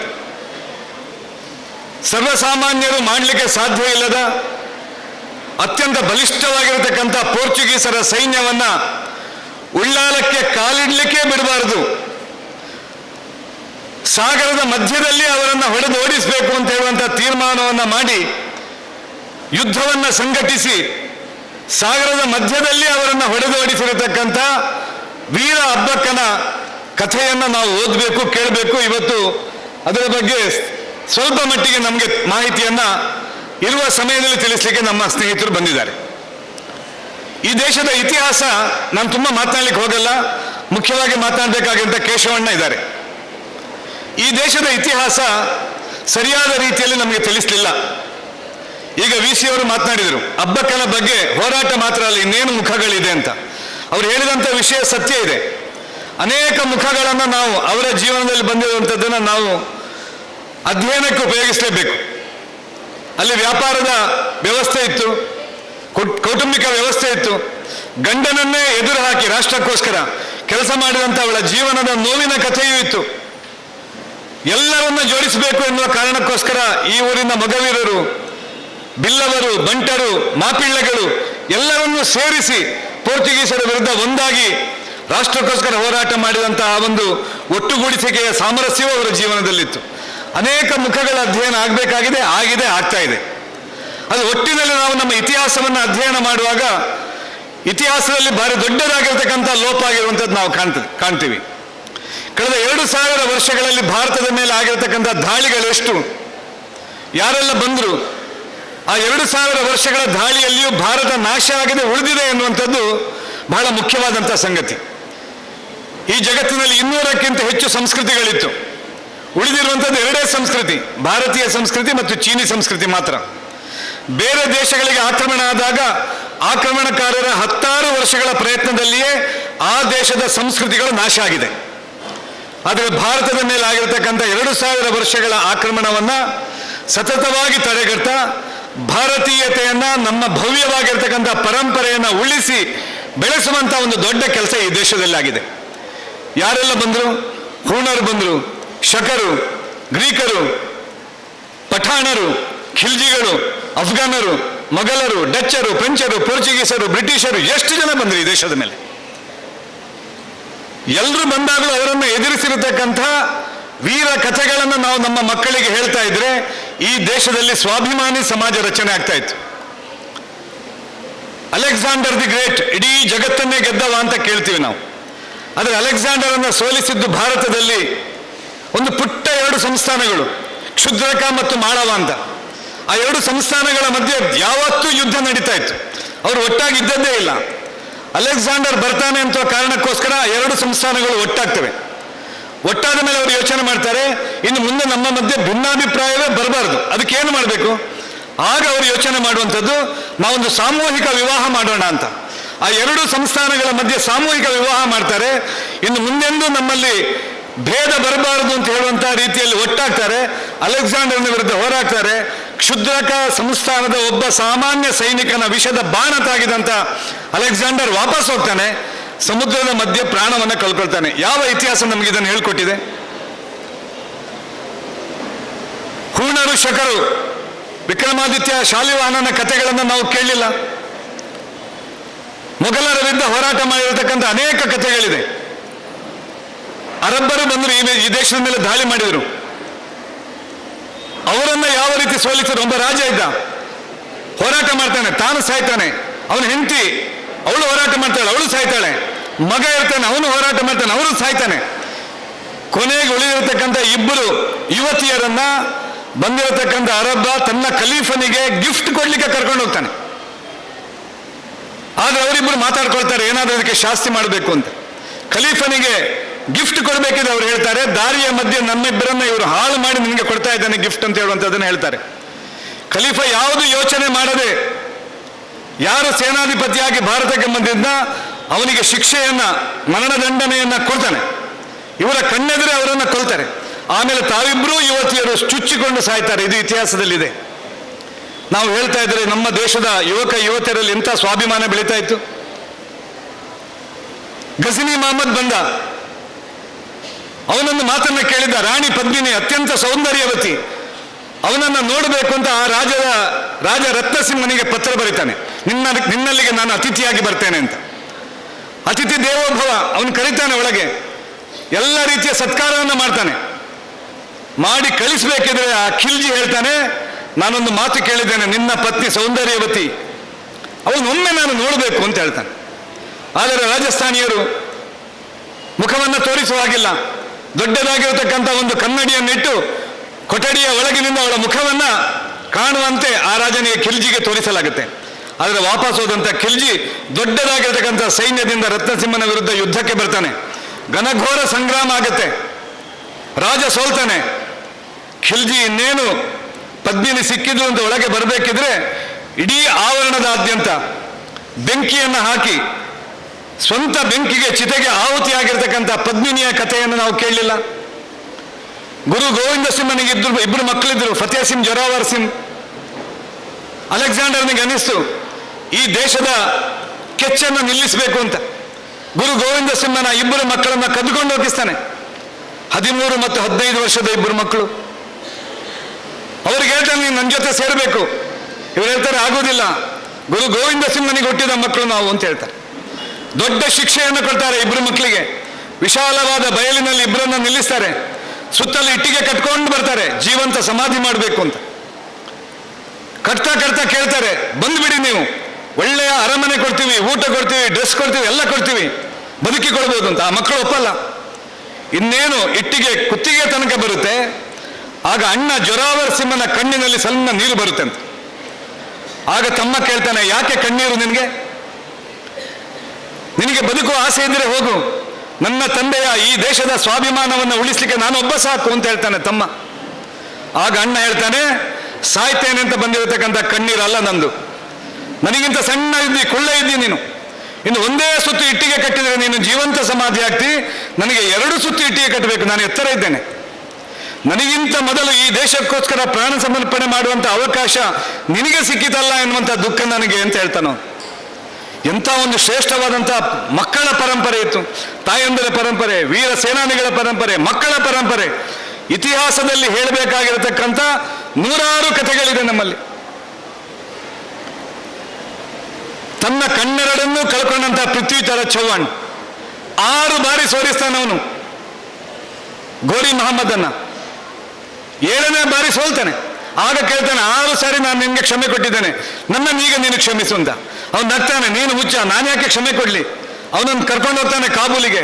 2 ಕಣ್ಣನ್ನು ತೆಗಿತಾನೆ. ರಾಜಸ್ಥಾನಿ ಕಥೆಗಳಲ್ಲಿ ಬರ್ತದೆ, ಅವನಿಗೊಬ್ಬ ಸ್ನೇಹಿತ ಇದ್ದ ಚಾಂದ್ ಭಟ್ಟ ಅಂತ. ಅವನಲ್ಲಿಗೆ ಹೋಗ್ತಾನೆ ಕಾಬೂಲಿಗೆ. ಹೋಗಿ ಅವನಿಗೆ ಹೇಳ್ತಾನೆ, ಗೋರಿ ಮೊಹಮ್ಮದಿಗೆ ಹೇಳ್ತಾನೆ, ಇವನಿಗೊಂದು ಶಬ್ದವೇದಿ ವಿದ್ಯೆ ಗೊತ್ತಿದೆ. ಶಬ್ದ ಎಲ್ಲಿಗೆ ಬರುತ್ತೆ ಅಲ್ಲಿಗೆ ಬಾಣ ಬಿಟ್ಟರೆ ಸರಿಯಾಗಿ ತಾಗುತ್ತೆ, ಕಣ್ಣಿಲ್ಲದಿದ್ರು ಅವನು ಬಾಣ ಬಿಡ್ಬೋದು ಅಂತ. ಇವನಿಗೆ ಖುಷಿ ಆಗುತ್ತೆ. ಎಲ್ಲರನ್ನು ಸೇರಿಸ್ತಾನೆ, ಎತ್ತರವಾದ ಪೀಠದಲ್ಲಿ ಕೂತ್ಕೊಳ್ತಾನೆ. ಅವನ ಕೈಗೆ ಒಂದು ಬಾಣವನ್ನು ಕೊಡ್ತಾನೆ, ಪೃಥ್ವಿರಾಜ್ ಚೌಹಾಣ್ನ ಕೈಗೆ. ಜೋರಾದ ಗಂಟೆಯನ್ನು ಬಾರಿಸಲಾಗುತ್ತೆ, ಆ ಗಂಟೆಗೆ ಬಾಣವನ್ನು ಹೊಡಿಬೇಕು. ಅವನು ಬಾಣ ಹೊಡಿಯಲ್ಲ. ಆಗ ಚಾಂದ್ ಭಟ್ಟ ಹೇಳ್ತಾನೆ, ಅವನು ರಾಜ, ರಾಜನಿಗೆ ರಾಜನೇ ಆಜ್ಞೆ ಕೊಡಬೇಕು, ರಾಜಾಜ್ಞೆಯನ್ನು ಮಾತ್ರ ಅವನು ಪರಿಪಾಲನೆ ಮಾಡ್ತಾನೆ ಅಂತ. ತಕ್ಷಣ ಗೋರಿ ಮೊಹಮ್ಮದ್ ಖುಷಿಯಲ್ಲಿ ಹೊಡಿ ಬಾಣ ಅಂತ ಹೇಳ್ತಾನೆ. ಬಾಣ ಹೊಡಿತಾನೆ, ಗಂಟೆಗಲ್ಲ ಇವನ ಕಂಠಕ್ಕೆ ಹೊಡಿತಾನೆ. ತನಗೆ ಅನ್ಯಾಯ ಮಾಡಿದಂಥ ರಾಜನನ್ನ ಅವನ ಆಸ್ಥಾನದಲ್ಲೇ ಕೊಂದಿರತಕ್ಕಂಥ ಇತಿಹಾಸ ಭಾರತದ್ದು. ಈ ಇತಿಹಾಸವನ್ನು ನೋಡ್ತಾ ಇದ್ರೆ ಎಲ್ಲ ಕಡೆಗಳಲ್ಲಿಯೂ ಅತ್ಯಂತ ಜಾಗೃತವಾದಂತಹ ಸ್ವಾಭಿಮಾನಿ ಸಮಾಜ ನಿರ್ಮಾಣ ಆಗ್ತಾ ಇತ್ತು. ಅದೇ ರೀತಿಯಲ್ಲಿ ನಮ್ಮ ಕಣ್ಣಿನಿಂದ ದೂರ ಸರಿಸಿರತಕ್ಕಂಥ ಒಂದು ಇತಿಹಾಸ ನಮ್ಮ ಊರಿನದ್ದೇ, ಮಂಗಳೂರಿನ ಕಡಲ ತಡಿಯ ರಾಣಿ ಅಬ್ಬಕ್ಕನ ಇತಿಹಾಸ. ಶ್ರೇಷ್ಠವಾಗಿರತಕ್ಕಂಥ ಒಂದು ಪರಂಪರೆಯನ್ನು ಸೃಷ್ಟಿ ಮಾಡಿದ, ಮಂಗಳೂರಿನ ಸ್ವಾಭಿಮಾನವನ್ನು ದೇಶದಾದ್ಯಂತ ಹೆಚ್ಚಿಸಿದ, ಪೋರ್ಚುಗೀಸರನ್ನ ಗೋವಾದಿಂದ ಇಲ್ಲಿಗೆ ಬರಬೇಕು ಎನ್ನುವ ಆಸೆಗೆ ಸಮುದ್ರದ ಮಧ್ಯೆಯೇ ತಣ್ಣೀರು ಎರಚಿದಂಥ ವೀರ ವನಿತೆ ರಾಣಿ ಅಬ್ಬಕ್ಕನ 500ನೇ ವರ್ಷಾಚರಣೆಯ ಸಂಭ್ರಮದಲ್ಲಿ ನಾವು ಈ ಕಾರ್ಯಕ್ರಮ ಮಾಡ್ತಾ, ಎಲ್ಲ ಈ ಯುವ ವಿದ್ಯಾರ್ಥಿನಿಯರು ನೀವಿಲ್ಲಿ ಸೇರಿರುವುದಕ್ಕೆ ತುಂಬ ಸಂತೋಷ ಆಗಿದೆ. ತುಂಬ ಹೃದಯದಿಂದ ನಿಮಗೆ ನಾನು ಕೃತಜ್ಞತೆಗಳನ್ನು, ಧನ್ಯವಾದಗಳನ್ನು ಅರ್ಪಿಸ್ತಾ ಅಭಿನಂದನೆಗಳನ್ನು ಸಲ್ಲಿಸ್ತೇನೆ. ಈ ಕಾರ್ಯಕ್ರಮದಲ್ಲಿ ನೀವು ಭಾಗವಹಿಸಿದ್ದೀರಿ. ಈ ಕಾರ್ಯಕ್ರಮದಲ್ಲಿ ಭಾಗವಹಿಸ್ತಾ 10 ಮಕ್ಕಳಿಗೆ, ತರುಣರಿಗೆ ಈ ಕಥೆಯನ್ನು ತಲುಪಿಸುವುದರಲ್ಲಿ ನೀವು ವಾಹಕರಾಗಬೇಕು. ಭಾರತದ ಪರಂಪರೆ ಶ್ರೇಷ್ಠವಾದಂಥ ಪರಂಪರೆ. ಜಗತ್ತಿನ 250 ದೇಶಗಳಲ್ಲಿ ಎಲ್ಲೂ ಕಾಣ ಸಿಗದಂಥ ಒಂದು ಪರಂಪರೆ ಅದು ಭಾರತದ ಪರಂಪರೆ. ಈ ಜಗತ್ತಿನ ಶಾಂತಿ ಉಳಿಬೇಕಿದ್ರೆ ಭಾರತದ ಪರಂಪರೆ ಉಳಿದರೆ ಮಾತ್ರ ಸಾಧ್ಯ. ಜಗತ್ತಿನ ಯಾವ ದೇಶಗಳು ಶಾಂತಿಯ ಬೋಧನೆಯನ್ನು ಮಾಡಲಿಲ್ಲ. England, German, France, America, China, ಯಾವ ದೇಶದ ಇತಿಹಾಸವನ್ನು ನೋಡಿ, ಇನ್ನೊಬ್ಬರ ವಿರುದ್ಧ ಯುದ್ಧ ಮಾಡಿದ ಇತಿಹಾಸವನ್ನೇ ನಾವು ಓದ್ತೀವಿ. ಆದರೆ ಜಗತ್ತಿಗೆ ಶಾಂತಿಯನ್ನು ಸಾರಬಲ್ಲಂಥ ಶಕ್ತಿ ಇರುವಂಥ, ವಿಚಾರ ಇರುವಂಥ, ಮೌಲ್ಯ ಇರುವಂಥ ಏಕಮಾತ್ರ ದೇಶ ಭಾರತ. ಆ ಭಾರತ ಭವ್ಯವಾಗುವುದಕ್ಕೆ ಇಂಥ ಇತಿಹಾಸವನ್ನು ತಿಳಿತಾ ಭಾರತದ ಪರಂಪರೆಯನ್ನು, ಭಾರತದ ಜನಾಂಗವನ್ನು ಸುದೃಢಶಾಲಿಯನ್ನಾಗಿ ಮಾಡುವಂಥ ಒಂದು ಪ್ರಯತ್ನವನ್ನು ಮಾಡೋಣ. ತನ್ಮೂಲಕ ಇಡೀ ಜಗತ್ತಿಗೆ ಮಂಗಳವನ್ನು ಉಂಟು ಮಾಡುವಂಥ ಒಂದು ದೊಡ್ಡ ಜವಾಬ್ದಾರಿಯನ್ನು ಇವತ್ತಿನ ಭಾರತೀಯ ಸಮಾಜ ಹೊತ್ತುಕೊಳ್ಬೇಕಾದಂಥ ಅವಶ್ಯಕತೆ ಇದೆ. ಅದೆಲ್ಲದಕ್ಕೂ ಶಕ್ತಿ ಕೊಡುವಂಥ ಈ ಅಬ್ಬಕ್ಕನ ಈ ಕಾರ್ಯಕ್ರಮ ಇದು ನಮಗೆಲ್ಲರಿಗೂ ಶುಭವಾಗಲಿ. ನಮ್ಮ ಜೀವನದಲ್ಲೂ ಸಮಾಜದ, ರಾಷ್ಟ್ರದ ಕೆಲಸ ಮಾಡುವಂಥ ದೊಡ್ಡ ಪ್ರೇರಣೆ ಶಕ್ತಿ ನಮಗೆಲ್ಲರಿಗೂ ಸಿಗಲಿ ಅಂತ ಹೇಳ್ತಾ ಇಲ್ಲಿ ಕರೆದು ಗೌರವಿಸಿ ಮಾತನಾಡಲಿಕ್ಕೆ ಅವಕಾಶ ಕೊಟ್ಟ ನಿಮ್ಮೆಲ್ಲರಿಗೂ ಒಂದಿವಸ ನನ್ನ ಮಾತನ್ನು ಮುಕ್ತಾಯ ಮಾಡ್ತೀನಿ. 11:38 ಆಗಿದೆ ನನ್ನ ಗಡಿಯಾರದಲ್ಲಿ. ಬೇರೆ ಒತ್ತಡಗಳ ಕಾರಣಗಳಿಗಾಗಿ ಇಲ್ಲಿ ಸೇರುವ ವಿದ್ಯಾರ್ಥಿಗಳಿದ್ದಾರೆ ಅಂತ ನಾನು ಭಾವಿಸ್ಕೊಳ್ತೀನಿ. ಮಾತು, ಭಾಷಣ, ಪಾಠ, ಪ್ರವಚನ ವರ್ತಮಾನಕ್ಕೆ ಸಲ್ಲುವಂಥದ್ದೇ ಅನ್ನುವಂಥ ಪ್ರಶ್ನಾರ್ಥಕ ಚಿಹ್ನೆಯ ಮಧ್ಯೆ ಕರ್ನಾಟಕ ರಾಜ್ಯ ಮಹಾವಿದ್ಯಾಲಯ ಶಿಕ್ಷಕ ಸಂಘ, ವಿಶ್ವವಿದ್ಯಾಲಯ ಕಾಲೇಜಿನ ಭಾಷಾ ಇತಿಹಾಸ ಸಂಘಗಳ ಸಂಯೋಜನೆಯಲ್ಲಿ ಈಗಾಗಲೇ ಉದ್ಘಾಟಕರು, ಕಾರ್ಯಕ್ರಮ ಅಧ್ಯಕ್ಷರು ಉಲ್ಲೇಖ ಮಾಡಿದ ಹಾಗೆ ನಮ್ಮ ನೆಲದ ವರ್ತಮಾನದ ತಲ್ಲಣಗಳಿಗೆ ಉತ್ತರ ಕೊಡಬಲ್ಲ, ಭವಿಷ್ಯಕ್ಕೆ ಒಂದು ಸ್ಫೂರ್ತಿಯ ಚೈತನ್ಯವನ್ನು ನೀಡಬಲ್ಲ, ಕಳೆದು ಹೋದ ದಿನಗಳ ಇತಿಹಾಸವನ್ನು ಮರುಮೆಲುಕು ಮಾಡುವ ಮೂಲಕ ವರ್ತಮಾನದಲ್ಲಿ ಬದುಕುತ್ತಿರುವ ನೋವುಗಳಿಗೆ ಚೈತನ್ಯ ಕೊಡಬಹುದೇ? ಆ ಚೈತನ್ಯದ ಹಿನ್ನೆಲೆಯಲ್ಲಿ ವರ್ತಮಾನದ ತಲ್ಲಣಗಳಿಗೆ ನಾವು ತುಡಿಯಬಹುದಾ, ಮಿಡಿಯಬಹುದಾ ಅನ್ನುವಂಥ ಜಿಜ್ಞಾಸೆ ಹಿನ್ನೆಲೆಯಲ್ಲಿ ನನ್ನ ಬಾಲ್ಯದ ವಿದ್ಯಾರ್ಥಿ ದಿನ ನನ್ನ ನೆನಪು ಬರ್ತದೆ. ನನಗಿಂತ ಹಿರಿಯರು ಇದ್ದಾರೆ ಇಲ್ಲಿ, ಶಿಕ್ಷಕರು. ಅಬ್ಬಕ್ಕನನ್ನು ನಾವು ಪಾಠ ಪುಸ್ತಕದಲ್ಲಿ ಓದಲಿಲ್ಲ. ಅಬ್ಬಕ್ಕನನ್ನು ನಾವು ನೋಡಿದ್ದೀವಿ. ಎಲ್ಲಿ ನೋಡಿದ್ದೀವಿ ಅಂದರೆ ಸ್ಕೂಲ್ ಡೇಯ ವಾರ್ಷಿಕೋತ್ಸವದಲ್ಲಿ ಅಬ್ಬಕ್ಕನ ಒಂದು ಏಕಪಾತ್ರ ಅಭಿನಯವನ್ನು ನೋಡಿದ ನೆನಪು ನನಗಿದೆ. ಅದನ್ನು ಹೊರತುಪಡಿಸಿದರೆ ಅತ್ಯಂತ ಪ್ರಾಮಾಣಿಕವಾಗಿ ನಿಮ್ಮ ಮುಂದೆ ನಿವೇದನೆ ಮಾಡ್ತೀನಿ. ಅಬ್ಬಕ್ಕನನ್ನು ಕಳೆದ 10 ವರ್ಷಗಳಿಂದ ಮಾತ್ರ ನಾನು ಓದ್ತಾ ಬಂದವನು. ಪ್ರಕಾಶ್ ಅದನ್ನು ಭಾರಿ ಚೆನ್ನಾಗಿ ನೆನಪು ಮಾಡಿದ್ರು. ಕೆಲವೊಮ್ಮೆ ದುರಂತಗಳು ಕಣ್ಣು ಮುಂದೆ ಇರ್ತದೆ, ನಾವು ನಿಂತ ನೆಲವನ್ನೇ ಮರೆತು ಬಿಡ್ತೀವಿ. ಆವಾಗ ನಮ್ಮತನವನ್ನು ನಾವು ಕಳ್ಕೊಳ್ತೀವಿ, ದಾಸ್ಯಕ್ಕೆ ಒಳಗಾಗ್ತೀವಿ, ಗುಲಾಮಿ ಮನಸ್ಥಿತಿಗೆ ನಮ್ಮನ್ನು ತೆರೆದುಕೊಳ್ತೀವಿ. ಈ ಸ್ಥಿತಿಯಿಂದ ಹೊರಗೆ ಬರಬೇಕಾದ್ರೆ ನಮಗೊಂದು ಪ್ರೇರಣೆ ಸಿಗಬೇಕು. ಪ್ರಾಯಶಃ ಪ್ರೀತಿಯ ಎಲ್ಲ ವಿದ್ಯಾರ್ಥಿ ಸ್ನೇಹಿತರೆ, ಕಾರ್ಯಕ್ರಮದ ಅಧ್ಯಕ್ಷರು, ನಿಮ್ಮ ಸಂಸ್ಥೆಯ ಮುಖ್ಯಸ್ಥರು, ಅದನ್ನೇ ಕುಲಪತಿಗಳು ಹೇಳಿದರು ವಿದ್ಯಾರ್ಥಿಗಳೇ, ನನ್ನ ಮಾತು ಕೇಳದಿದ್ರೂ ತೊಂದರೆ ಇಲ್ಲ, ಅತಿಥಿಗಳ ಮಾತು ಕೇಳಿ ಅಂತ. ನಾನು ಯಾವ ನಿವೇದನೆಯನ್ನು ನಿಮ್ಮ ಜೊತೆಗೆ ಮಾತಾಡ್ತಾ ಇಲ್ಲ, ಇನ್ನೆಲ್ಲಿ ಬಿಡ್ತಾ ಇದ್ದೀನಿ. ಇಬ್ರು ಮಾತಾಡಿದ್ರು, ನಾನು ಸ್ವಲ್ಪ ಮಾತಾಡ್ತೀನಿ. ಮಾತಾಡುವ ಪೂರ್ವದಲ್ಲಿ ಕುಲಪತಿಗಳು ಹೇಳಿದ ಸಂಗತಿಗಳನ್ನು ಮತ್ತೆ ನೆನಪಾಡ್ತೀನಿ. ಪ್ರಾಯಶಃ ಅವರು ವೇದಿಕೆಯಲ್ಲಿ ಇಲ್ಲ, ಇದ್ದಾರೆ ಅಂತ ಭಾವಿಸ್ಕೊಂಡು ಮಾತಾಡ್ತೀನಿ. ಅಬ್ಬಕ್ಕ ಅಂದ್ರೆ ಬರೀ ಖಡ್ಗ, ಅಬ್ಬಕ್ಕ ಅಂದ್ರೆ ಬರೀ ಕ್ಷತ್ರ. ಎಲ್ಲ ಒಂದು ಕಡೆ ಅಬ್ಬಕ್ಕನನ್ನು ಕ್ಷತ್ರ ಪರಂಪರೆಯಲ್ಲಿ ವಿಜೃಂಭಣೆ ಮಾಡುವ ಕೆಲಸ ಮಾಡ್ತಾ ಇದೆಯಾ ಅನ್ನುವಂಥ ಪ್ರಶ್ನೆಯನ್ನು ಇಟ್ಟರು. ಅಬ್ಬಕ್ಕನನ್ನು ಇನ್ನೊಂದು ಆಯಾಮದ ನೆಲೆಯಲ್ಲಿ ನೋಡ್ಬೋದಾ? ಆ ಆಯಾಮ ಯಾವುದು? ಕೊಡಬೇಕಲ್ಲ, ನಾವು ಕೊಡುವ ವ್ಯವಸ್ಥೆ ಮಾಡಿದೀವ. ಹಾಗಾಗಿ ನನ್ನ ಮುಂದಿನ ಮಾತುಗಳ 2 ಆಯಾಮದಲ್ಲಿ ಕೊಂಡೋಗೋ ಪ್ರಯತ್ನ ಮಾಡ್ತೀನಿ. ನಾನು ಏನೋ ಯೋಚನೆ ಮಾಡಿ ಹಿಂದೆ ಓದಿದ್ದೀನೋ ಅದನ್ನು ಬದಿಗಿಟ್ಟು ನನ್ನ ಓದಿನ ಆಧಾರದ ಮೇಲೆ ಕಂಡುಕೊಂಡ ಸತ್ಯವನ್ನು ನಿಮ್ಮ ಮುಂದೆ ಇಡುವ ಪ್ರಯತ್ನ ಮಾಡ್ತೀನಿ. ತಂಗೆಂದರು ಕಣ್ಣು ಮುಂದೆ ಇರುವ ಕಾರಣಕ್ಕಾಗಿ ಇದನ್ನು ಮತ್ತೆ ಅತ್ಯಂತ ಗಟ್ಟಿ ಧ್ವನಿಯಿಂದ ಹೇಳ್ತೀನಿ. ನಿಮ್ಗೆ ಅಬ್ಬಕ್ಕ ಅರ್ಥ ಆಗಬೇಕಾದ್ರೆ 1510ರಿಂದ 1961ರವರೆಗಿನ ಗೋವಾ ಅರ್ಥ ಆಗಬೇಕು. ನೀವು ಕೇಳುವುದು, ಗೋವಕ್ಕೂ ಉಳ್ಳಾಲಕ್ಕೂ ಏನು ಸಂಬಂಧ? 1510ರಲ್ಲಿ ಬಿಜಾಪುರದ ಆದಿಲ್ ಶಾಹಿಗಳ ಕೈಯಿಂದ ಗೋವನ್ನು ಪೋರ್ಚುಗೀಸರು ವಶಪಡಿಸಿಕೊಳ್ತಾರೆ. ಮಕ್ಕಳೇ, ಗೋವಾದ ವಿಮೋಚನೆ ಪೋರ್ಚುಗೀಸರಿಂದ ಆಗಿದ್ದು ಯಾವಾಗ? ಸ್ವಾತಂತ್ರ್ಯ ನಂತರ 1961ರಲ್ಲಿ. ಅಂದ್ರೆ 1510ರಿಂದ 1961ರವರೆಗಿನ ಇಡೀ ಗೋವಾವನ್ನು ತನ್ನ ಕಪಿಮುಷ್ಟಿಯಲ್ಲಿ ಇಟ್ಕೊಂಡಂತ ಪೋರ್ಚುಗೀಸರು ಗೋವಾ ದಾಟಿ ಕರಾವಳಿಗೂ ಬಂದಿದ್ರು, ಮಂಗಳೂರಿಗೂ ಬಂದಿದ್ರು. ಪೋರ್ಚುಗೀಸರಿಗೆ ಯಾಕೆ ಮಂಗಳೂರನ್ನು ಕಬಳಿಸ್ಲಿಕ್ಕಾಗಲಿಲ್ಲ? ಈ ಪ್ರಶ್ನೆಗೆ ಉತ್ತರ ಸಿಗಬೇಕಲ್ಲ. ಈ ಪ್ರಶ್ನೆಗೆ ಉತ್ತರ ಬೇಕಾ? ಆವಾಗ ನೀವು ಅಬ್ಬಕ್ಕನ ಕ್ಷತ್ರ ಪರಂಪರೆಯನ್ನು ಅರ್ಥ ಮಾಡ್ಕೊಳ್ಬೇಕು. ಒಂದ್ ಕಡೆ ಅಬ್ಬಕ್ಕನ ಕ್ಷತ್ರ ಪರಂಪರೆಯನ್ನು ಅರ್ಥ ಮಾಡುವುದರ ಜೊತೆಗೆ ಕುಲಪತಿಗಳು ಹೇಳಿದ್ರಲ್ಲ, ಅಬ್ಬಕ್ಕನಿಗೆ ಈ ಶಕ್ತಿ ಎಲ್ಲಿಂದ ಬಂತು? ಈ ಶಕ್ತಿಯ ಅರಿವಾಗಬೇಕಾದ್ರೆ ಈ ನೆಲದ ತಾಯಂದಿರ ಪರಂಪರೆಯನ್ನು ನಾವು ಪರಿಚಯ ಮಾಡಿಕೊಳ್ಬೇಕು. ಆ ಕಾರಣಕ್ಕಾಗಿ ನನ್ನ ಮಾಸ್ತನ್ನು ತುಂಬಾ ವಿಸ್ತಾರ ಮಾಡ್ಲಿಕ್ಕೆ ಹೋಗಲ್ಲ. 2 ಆಯಾಮದ ಮುಂದೆ ನಿಮ್ಮ ಇಡುವ ಪ್ರಯತ್ನಗಳನ್ನು ಮಾಡ್ತೀನಿ ವಿದ್ಯಾರ್ಥಿಗಳೇ. ಅಬ್ಬಕ್ಕ ಯಾರು, ಏನು, ಎಷ್ಟು ಜನ ಹಬ್ಬಕ್ಕಂದರಿದ್ರು ಎಲ್ಲೇ ಚರ್ಚೆ ಇದೆ ನೋಡಿ. ಕೊನೆಗೆ 4 ಜನ ಹಬ್ಬಕ್ಕಂದರು. ಇತಿಹಾಸಕಾರರು ಕೆಲವು ಪಟ್ಟಿಗಳು ನಮ್ಗೆ ಕಡ್ಕೊಳ್ಳುವ ಪ್ರಯತ್ನ ಮಾಡ್ತಾರೆ. ಆ ಚರ್ಚೆಯ ಮಧ್ಯೆ ನಾನು ಹೋಗ್ತಾ ಇಲ್ಲ. ನನ್ನ ಮುಂದಿರುವ ಹಬ್ಬಕ್ಕರು ಇಬ್ಬರು, ಒಬ್ಬಳು ತಾಯಿ, ಇನ್ನೊಬ್ಬ ಆಕೆ ಮಗಳು. ಆ ಪರಂಪರೆಯನ್ನು ನಿಮ್ಮ ಮುಂದೆ ಇಡ್ತಾಳೆ. ಅಬ್ಬಕ್ಕ at 500, ಅಬ್ಬಕ್ಕ 500 ಅನ್ನುವಂಥ ಪರಿಕಲ್ಪನೆಯ ಹಿನ್ನೆಲೆಯಲ್ಲಿ ನಡೆಯುವಂಥ ಈ ಕಾರ್ಯಕ್ರಮದಲ್ಲಿ ಅಬ್ಬಕ್ಕನ ಬದುಕನ್ನು ಸಂಪೂರ್ಣವಾಗಿ ನಿಮ್ಮ ಮುಂದೆ ತೆರೆದಿಡುವ ಪ್ರಯತ್ನ ಮಾಡದೆ ವರ್ತಮಾನದಲ್ಲಿ ಅಬ್ಬಕ್ಕ ಅನ್ನುವಂಥ ವಿಚಾರವನ್ನು ನಿಮಗೆ ತಲುಪಿಸುವ ನನ್ನ ಪ್ರಯತ್ನವನ್ನು ಮಾಡ್ತೀನಿ. ಮತ್ತೆ ಹೇಳ್ತೀನಿ, ಪ್ರಶ್ನೆಗಳು ಬಿಡಬಹುದು.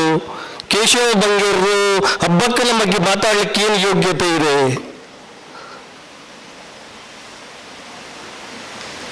ಅತ್ಯಂತ ಧೈರ್ಯದಿಂದ ಇರೋದಕ್ಕೆ ಹೇಳ್ತೀನಿ. ಭಾರತೀಯ ಕ್ಷತ್ರ ಪರಂಪರೆಗೆ ಸಂಬಂಧಪಟ್ಟಾಗೆ ಅಧ್ಯಯನ ಮಾಡುತ್ತಲೇ ವರ್ತಮಾನದ ವಿದ್ಯಾರ್ಥಿಗಳ ಮಧ್ಯದಲ್ಲಿ ಕೆಲಸ ಮಾಡುವ ಅವಕಾಶವನ್ನು ನನಗೆ ವ್ಯವಸ್ಥೆ ಕಲ್ಪಿಸಿಕೊಟ್ಟಿದೆ.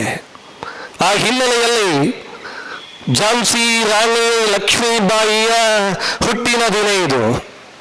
ಪಾಠ ಪುಸ್ತಕ ಝಾನ್ಸಿ ರಾಣಿಯನ್ನು ಕಟ್ಟಿಕೊಟ್ಟದು ಹೇಗೆ ಅಂತ ನಿಮ್ಗೆ ಗೊತ್ತಿದೆ.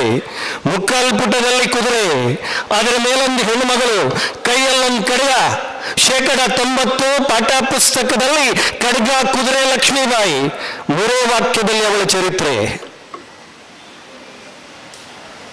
ಅಬ್ಬಕ್ಕ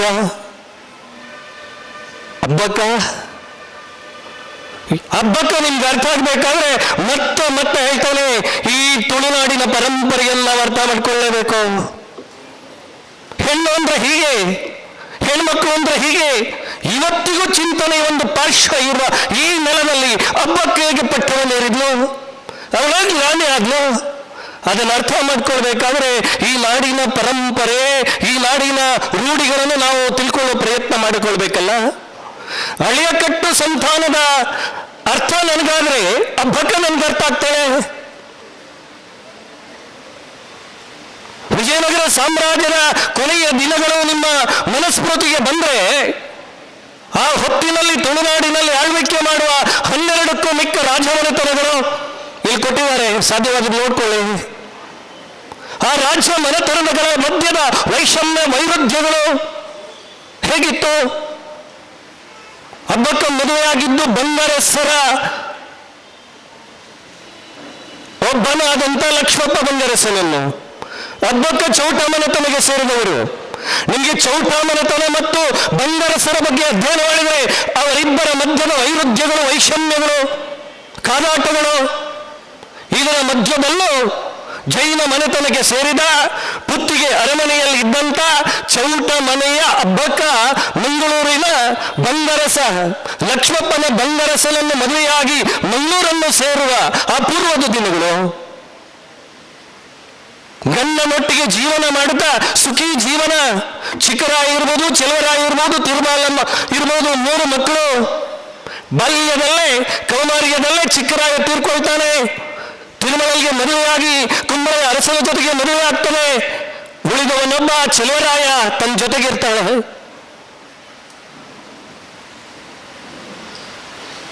ಮಾತಾಡಿಕೊಂಡು ಹೇಳ್ತೀವಿ ನಾವು. ಗಂಡನ ಜೊತೆಗಿನ ವೈರುಧ್ಯಗಳು.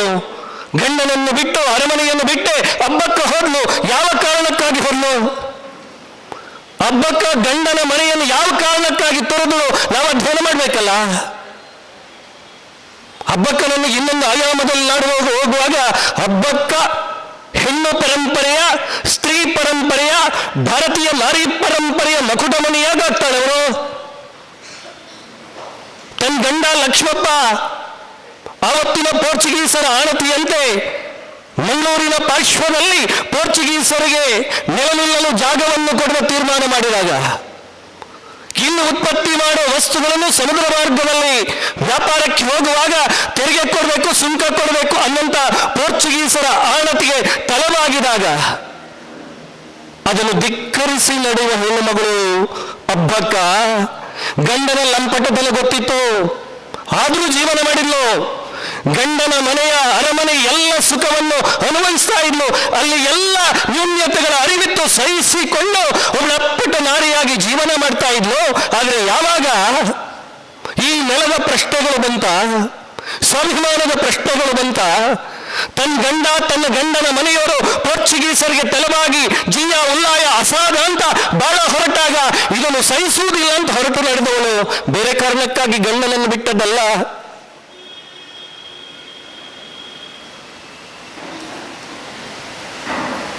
ಉಳ್ಳಾಲ, ನಿಮಗೆ ಉಳ್ಳಾಲ ಮತ್ತೆ ಅರ್ಥ ಆಗ್ಬೇಕಾದ್ರೆ ಚೌಟ ರಾಜ ಪರಂಪರೆ ಅರ್ಥ ಆಗ್ಬೇಕು.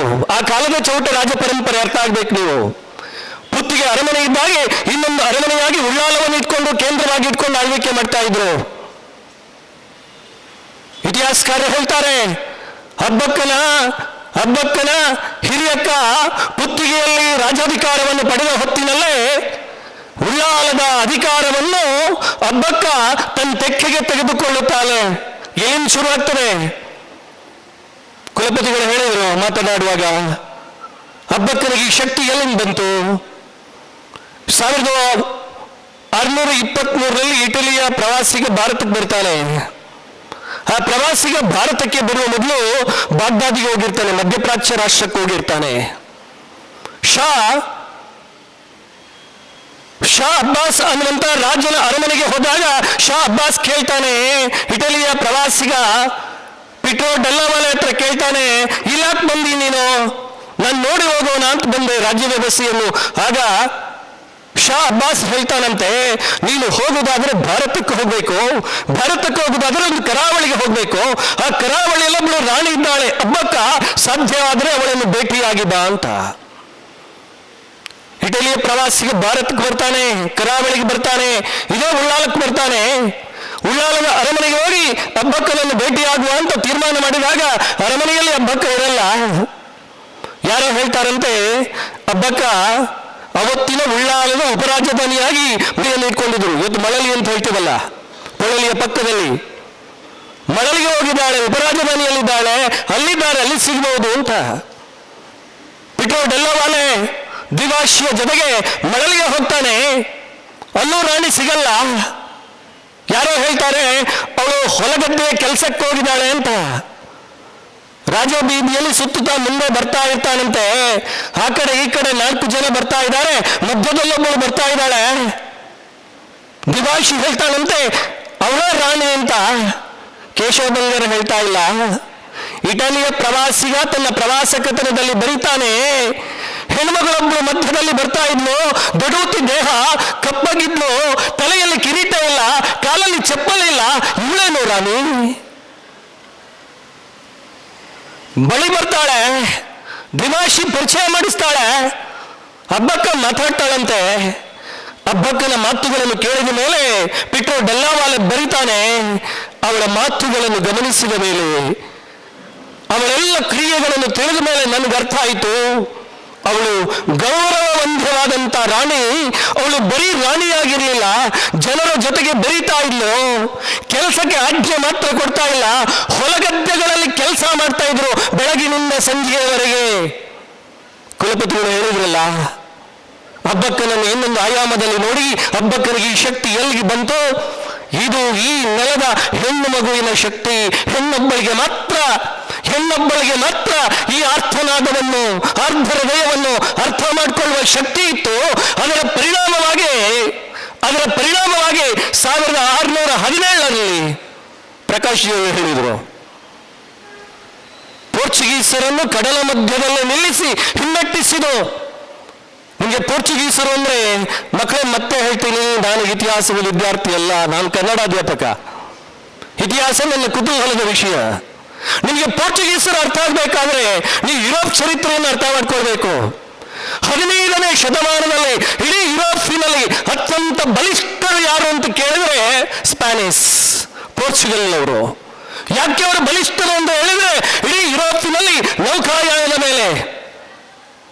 ನೌಕಾಯಾನದ ಮೇಲೆ ಆಧಿಪತ್ಯವನ್ನು ಸ್ಥಾಪಿಸಿ ಇಡೀ ಯುರೋಪ್ ಅನ್ನು ತನ್ನ ತೆಕ್ಕೆಗಿರಿಸಿಕೊಂಡವರು. ಆ ಪೋರ್ಚುಗೀಸರು ಭಾರತಕ್ಕೆ ಬಂದು ಗೋವಾವನ್ನು ಆಕ್ರಮಿಸಿ ಕರಾವಳಿಗೆ ಬಂದು ಕರಾವಳಿಯನ್ನು ಆಕ್ರಮಿಸುವ ಪ್ರಯತ್ನಗಳು ಮಾಡಿದಾಗ ಇದನ್ನು ಧಿಕ್ಕರಿಸಿ ಉಳ್ಳಾಲವನ್ನು ಸೇರಿ, ಅದೇ ಅಬ್ಬಕ್ಕ ಯೋಚನೆ ಮಾಡಬೇಕು. ನಾವು ಇವತ್ತು ಒಂದು ಚಿಕ್ಕ ರಾಜ್ಯ, ಅಧ್ಯಯನಗಳು ಹೇಳ್ತಾರೆ 16 ಗ್ರಾಮಗಳಿರುವಂತ ಒಂದು ರಾಜ್ಯ. ಅದು ಆ ರಾಜ್ಯದ ಸುಭಿಕ್ಷೆಗೆ ಬಂತು.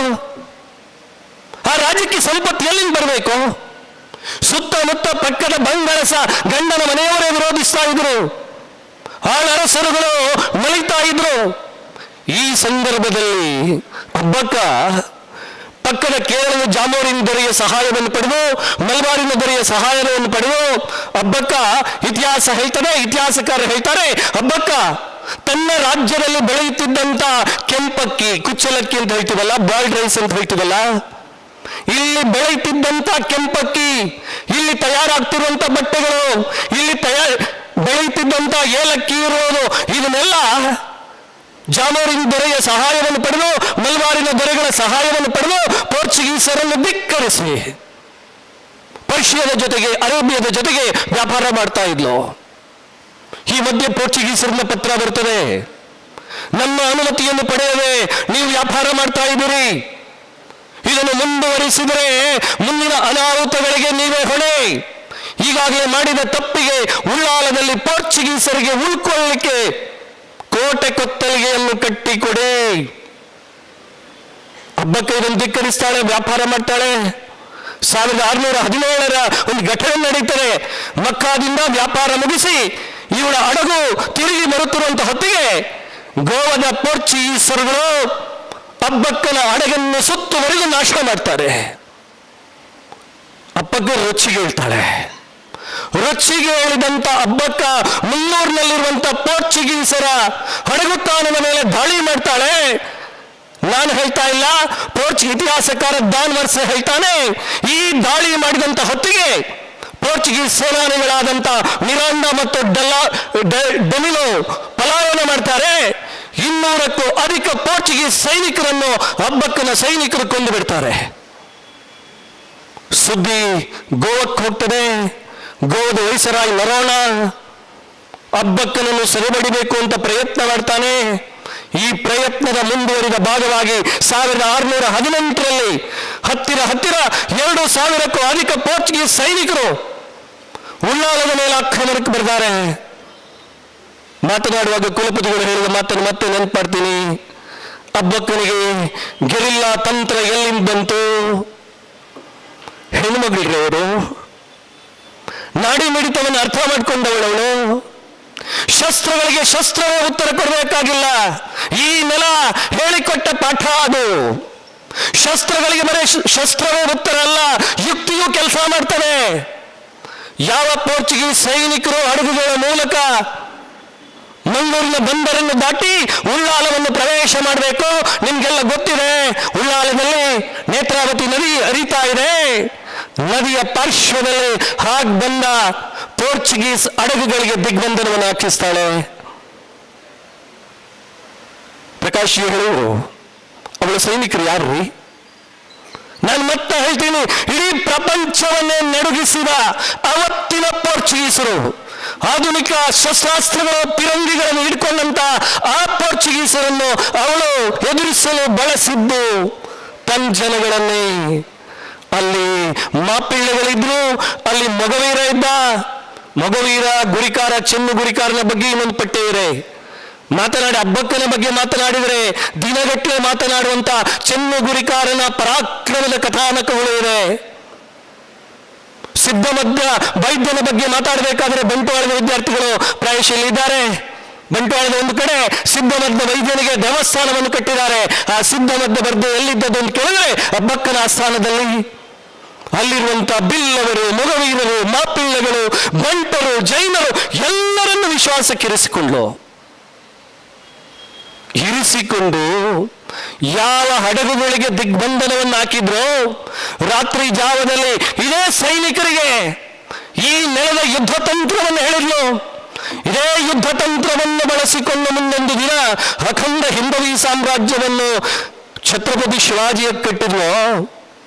ಆ ಶಿವಾಜಿ ಮಹಾರಾಜನಿಗೆ ಪ್ರೇರಣಾದಾಯಿ ಕೆಲಸವನ್ನು ಅದಕ್ಕಿಂತ 1 ಶತಮಾನಗಳ ಪೂರ್ವದಲ್ಲಿ ಅಬ್ಬಕ್ಕ ಈ ನೆಲದಲ್ಲಿ ಮಾಡ ಹೊರಟ ಚರಿತ್ರೆಯನ್ನು ನಾವು ಅರ್ಥ ಮಾಡ್ಕೊಳ್ಬೇಕಲ್ಲ. ಸ್ಥಳೀಯವಾಗಿ ದೊರೆಯುವಂತ ಮಕ್ಕಳಿದ್ದಾರೆ. ತೆಂಗಿನ ಮರ ಅಂದ್ರೆ ತೆಂಗಿನಕಾಯಿ ಅಂತ ಮಾತ್ರ ಯೋಚನೆ ಮಾಡೋದು. ನಮ್ಮ ಪುರಾಣಗಳು ಅದಕ್ಕೆ ಕಲ್ಪವೃಕ್ಷ ಅಂತ ಹೆಸರು ಕೊಟ್ಟಿದೆ. ಆ ಕಲ್ಪವೃಕ್ಷದ ಒಂದು ಭಾಗವಾದ ತೆಂಗಿನ ಮಡಲನ್ನೇ ಬಳಸಿಕೊಂಡು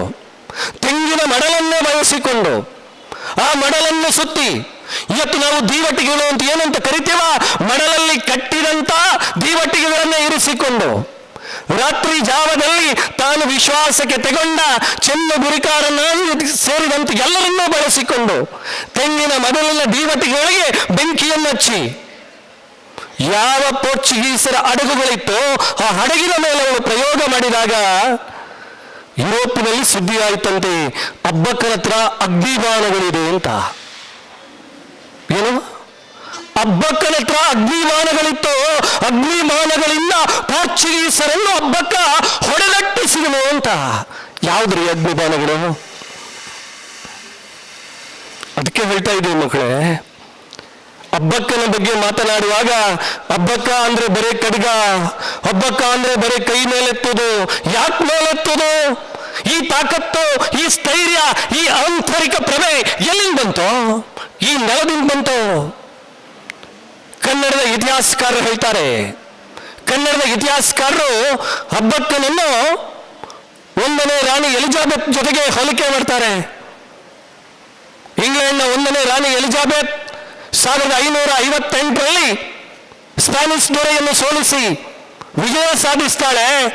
1618ರಲ್ಲಿ ಪೋರ್ಚುಗೀಸರನ್ನು ಸೋಲಿಸುವ ಮೂಲಕವಾಗಿ 2ನೇ ಅತಿ ದೊಡ್ಡ ವಿಜಯ ಪ್ರಪಂಚದಲ್ಲಿ ಸಾಧಿಸಿದವಳು ಅಬ್ಬಕ್ಕ ಅಂತ ಈ ಸುದ್ದಿ ಪ್ರಪಂಚದ ಮೂಲೆಗಳಿಗೆ ಹೋಗ್ತದೆ.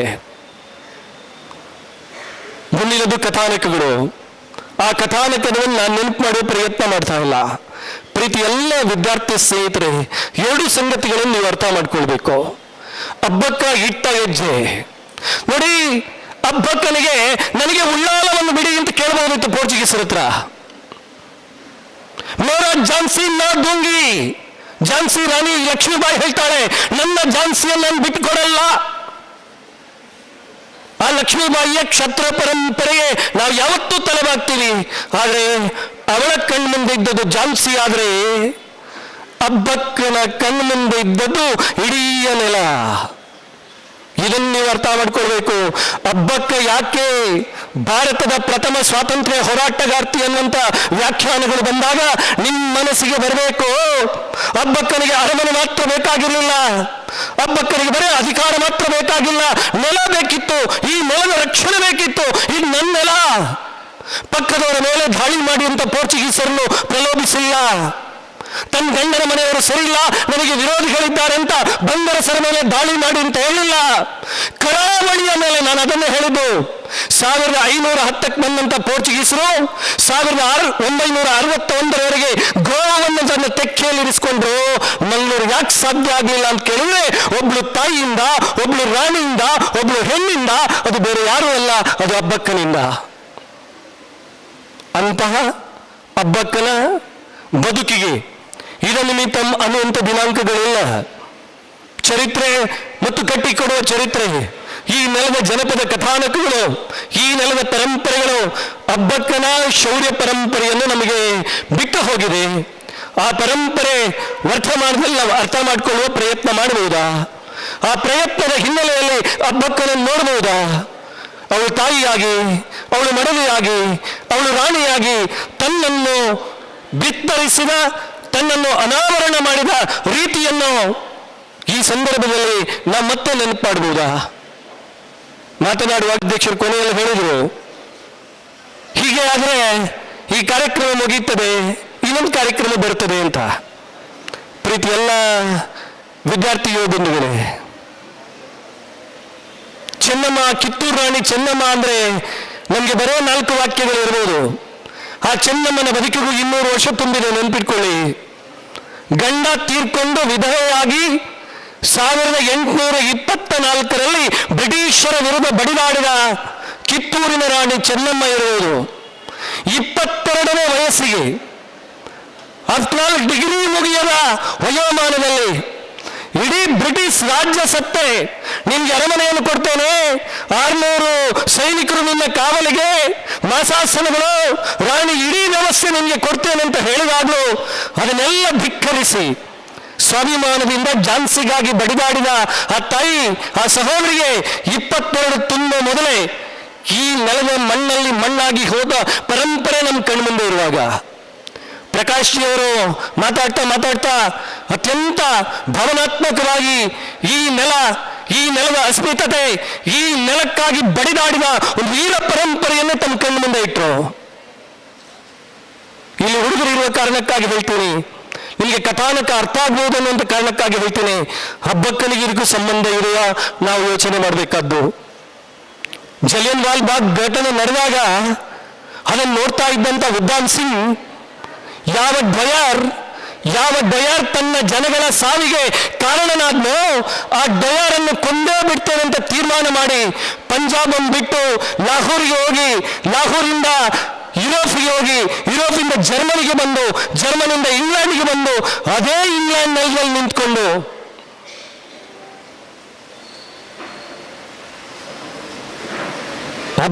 ಉದ್ದಾಮ್ ಸಿಂಗ್ ಅವನ ಕಥೆ ಮುಗಿಸಿ ನನ್ನ ಬದುಕು ಸಾರ್ಥಕವಾಯಿತು ಅಂತ ಭಾವಿಸಿದಾದರೆ, ಸರಿಸುಮಾರು 450 ವರ್ಷಗಳ ಹಿಂದೆ ನಮ್ಮದೇ ಪರಿಸರದಲ್ಲಿ ಹುಟ್ಟಿ ಬೆಳೆಯುವ ಹೆಣ್ಣು ಮಗಳು, ಹುಟ್ಟಿ ಹೆಣ್ಣು ಮಗಳು ಗಂಡನ ಮನೆಯವರು ವಿರೋಧಿಗಳ ಜೊತೆಗೆ ಸೇರಿದಾಗ, ಅಕ್ಕಪಕ್ಕದವರು ಪೋರ್ಚುಗೀಸರಿಗೆ ತಲೆಬಾಗಿದಾಗ ಸ್ಥೈರ್ಯವನ್ನು ಕಳ್ಕೊಳ್ಳದೆ ಜನಗಳನ್ನು ವಿಶ್ವಾಸಕ್ಕೆ ತಗೊಂಡು ಕೃಷಿ ಚಟುವಟಿಕೆಯನ್ನು ಮಾಡುತ್ತಲೇ, ವ್ಯಾಪಾರಗಳನ್ನು ಮಾಡುತ್ತಲೇ, ತನ್ನ ಜನಗಳನ್ನು ಚೆನ್ನಾಗಿ ನೋಡ್ತಲೇ ಪರಕೀಯರನ್ನು ಬಡಿದಟ್ಟಿ ಈ ನೆಲದ ಸ್ವಾಭಿಮಾನವನ್ನು ಕಾಯ್ದಿಟ್ಟು ತನ್ನ ಜೀವನ ಅವಧಿ ಮಾತ್ರ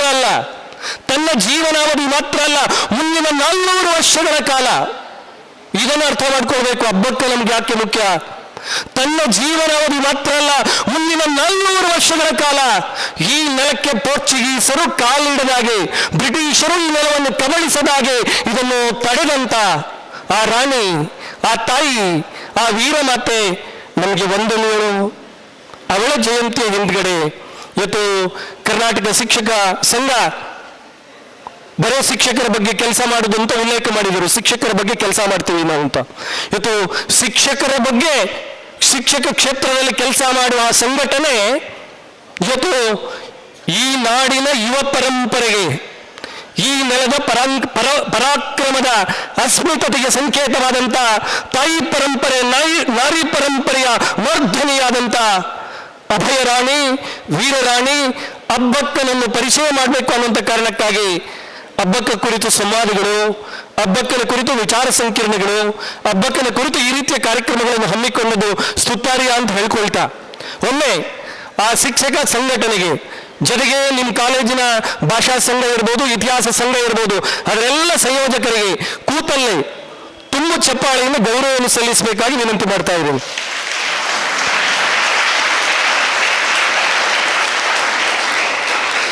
ಮಾತಾಡಿದ್ದು ನಾನು ಬೆಳಿಗ್ಗೆ ಒಂದು ಅವರು ಮುಗಿಸಿ ಇಲ್ಲಿಗೆ ಬಂದದ್ದು.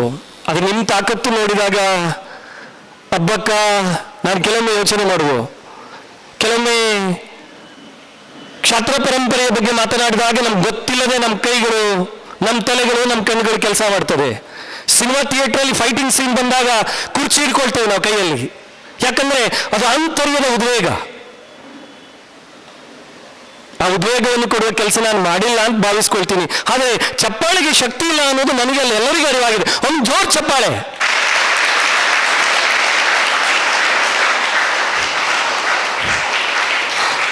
ಇದು ನನ್ನ ಸಮಾಧಾನಕ್ಕೆಲ್ಲ. ಇದು ಎಂಥ ಮಂದಿರ? ರವೀಂದ್ರನಾಥ್ ಕಲಾಮಂದಿರ, ರಸ ಋಷಿ, ಈ ದೇಶದ ಮಕುಟಮಣಿ ಅಂತ ಅನಿಸಿಕೊಂಡ, ಸಾಹಿತ್ಯಕ್ಕೆ ಮೊತ್ತ ಮೊದಲ ನೋಬೆಲ್ ಬಂದ, ಸಂಸಾರಿಯಾಗಿದ್ದುಕೊಂಡು ಋಷಿ ಜೀವನವನ್ನು ಮಾಡಿದ ಸಾತ್ವಿಕ ವ್ಯಕ್ತಿ ರವೀಂದ್ರನಾಥ್ ಠಾಗೋರ್ ಅವರ ನೆನಪಿನಲ್ಲಿರುವ ಮಂದಿರ. ಅಂತ ಮಂದಿರದಲ್ಲಿ ವಿರಾಜಮಾನರಾಗಿರೋರು ನಾವುಗಳು. ಮಾತುಗಳನ್ನು ಕೇಳಿದಿರಿ. ನಾನು ಹಬ್ಬಕ್ಕನನ್ನು 2 ವರ್ಷದಲ್ಲಿ ನಿಮ್ಮ ಹತ್ರ ಮಾತಾಡಿದ್ದು, ಅದನ್ನು ಮತ್ತೆ ಹೇಳ್ತಾ ಇದ್ದೀನಿ ಮಕ್ಕಳೇ. ವಿಶ್ವವಿದ್ಯಾನಿಲಯದಲ್ಲಿ ಹಬ್ಬಕ್ಕ ಅಧ್ಯಯನ ಕೇಂದ್ರ ಇದೆ, ನಿಮ್ಮ ಕಾಲೇಜಿನಲ್ಲಿ ಇತಿಹಾಸ ವಿಭಾಗ ಇದೆ, ಕನ್ನಡ ಭಾಷಾ ಸಂಘ ಇದೆ.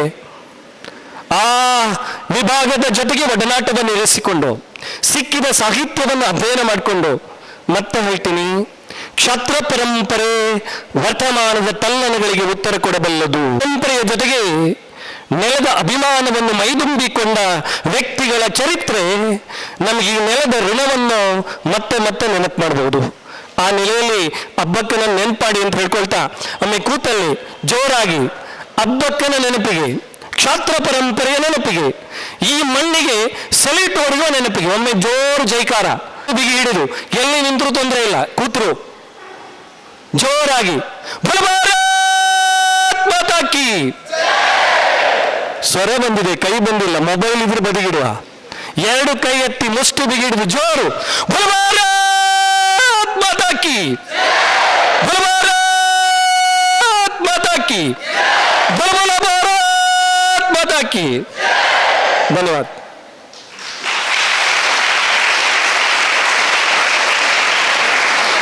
ವೇದಿಕೆಯಲ್ಲಿ ಉಪಸ್ಥಿತರಿರುವ ಕಾರ್ಯಕ್ರಮದ ಉದ್ಘಾಟನೆಯನ್ನು ಮಾಡಿದ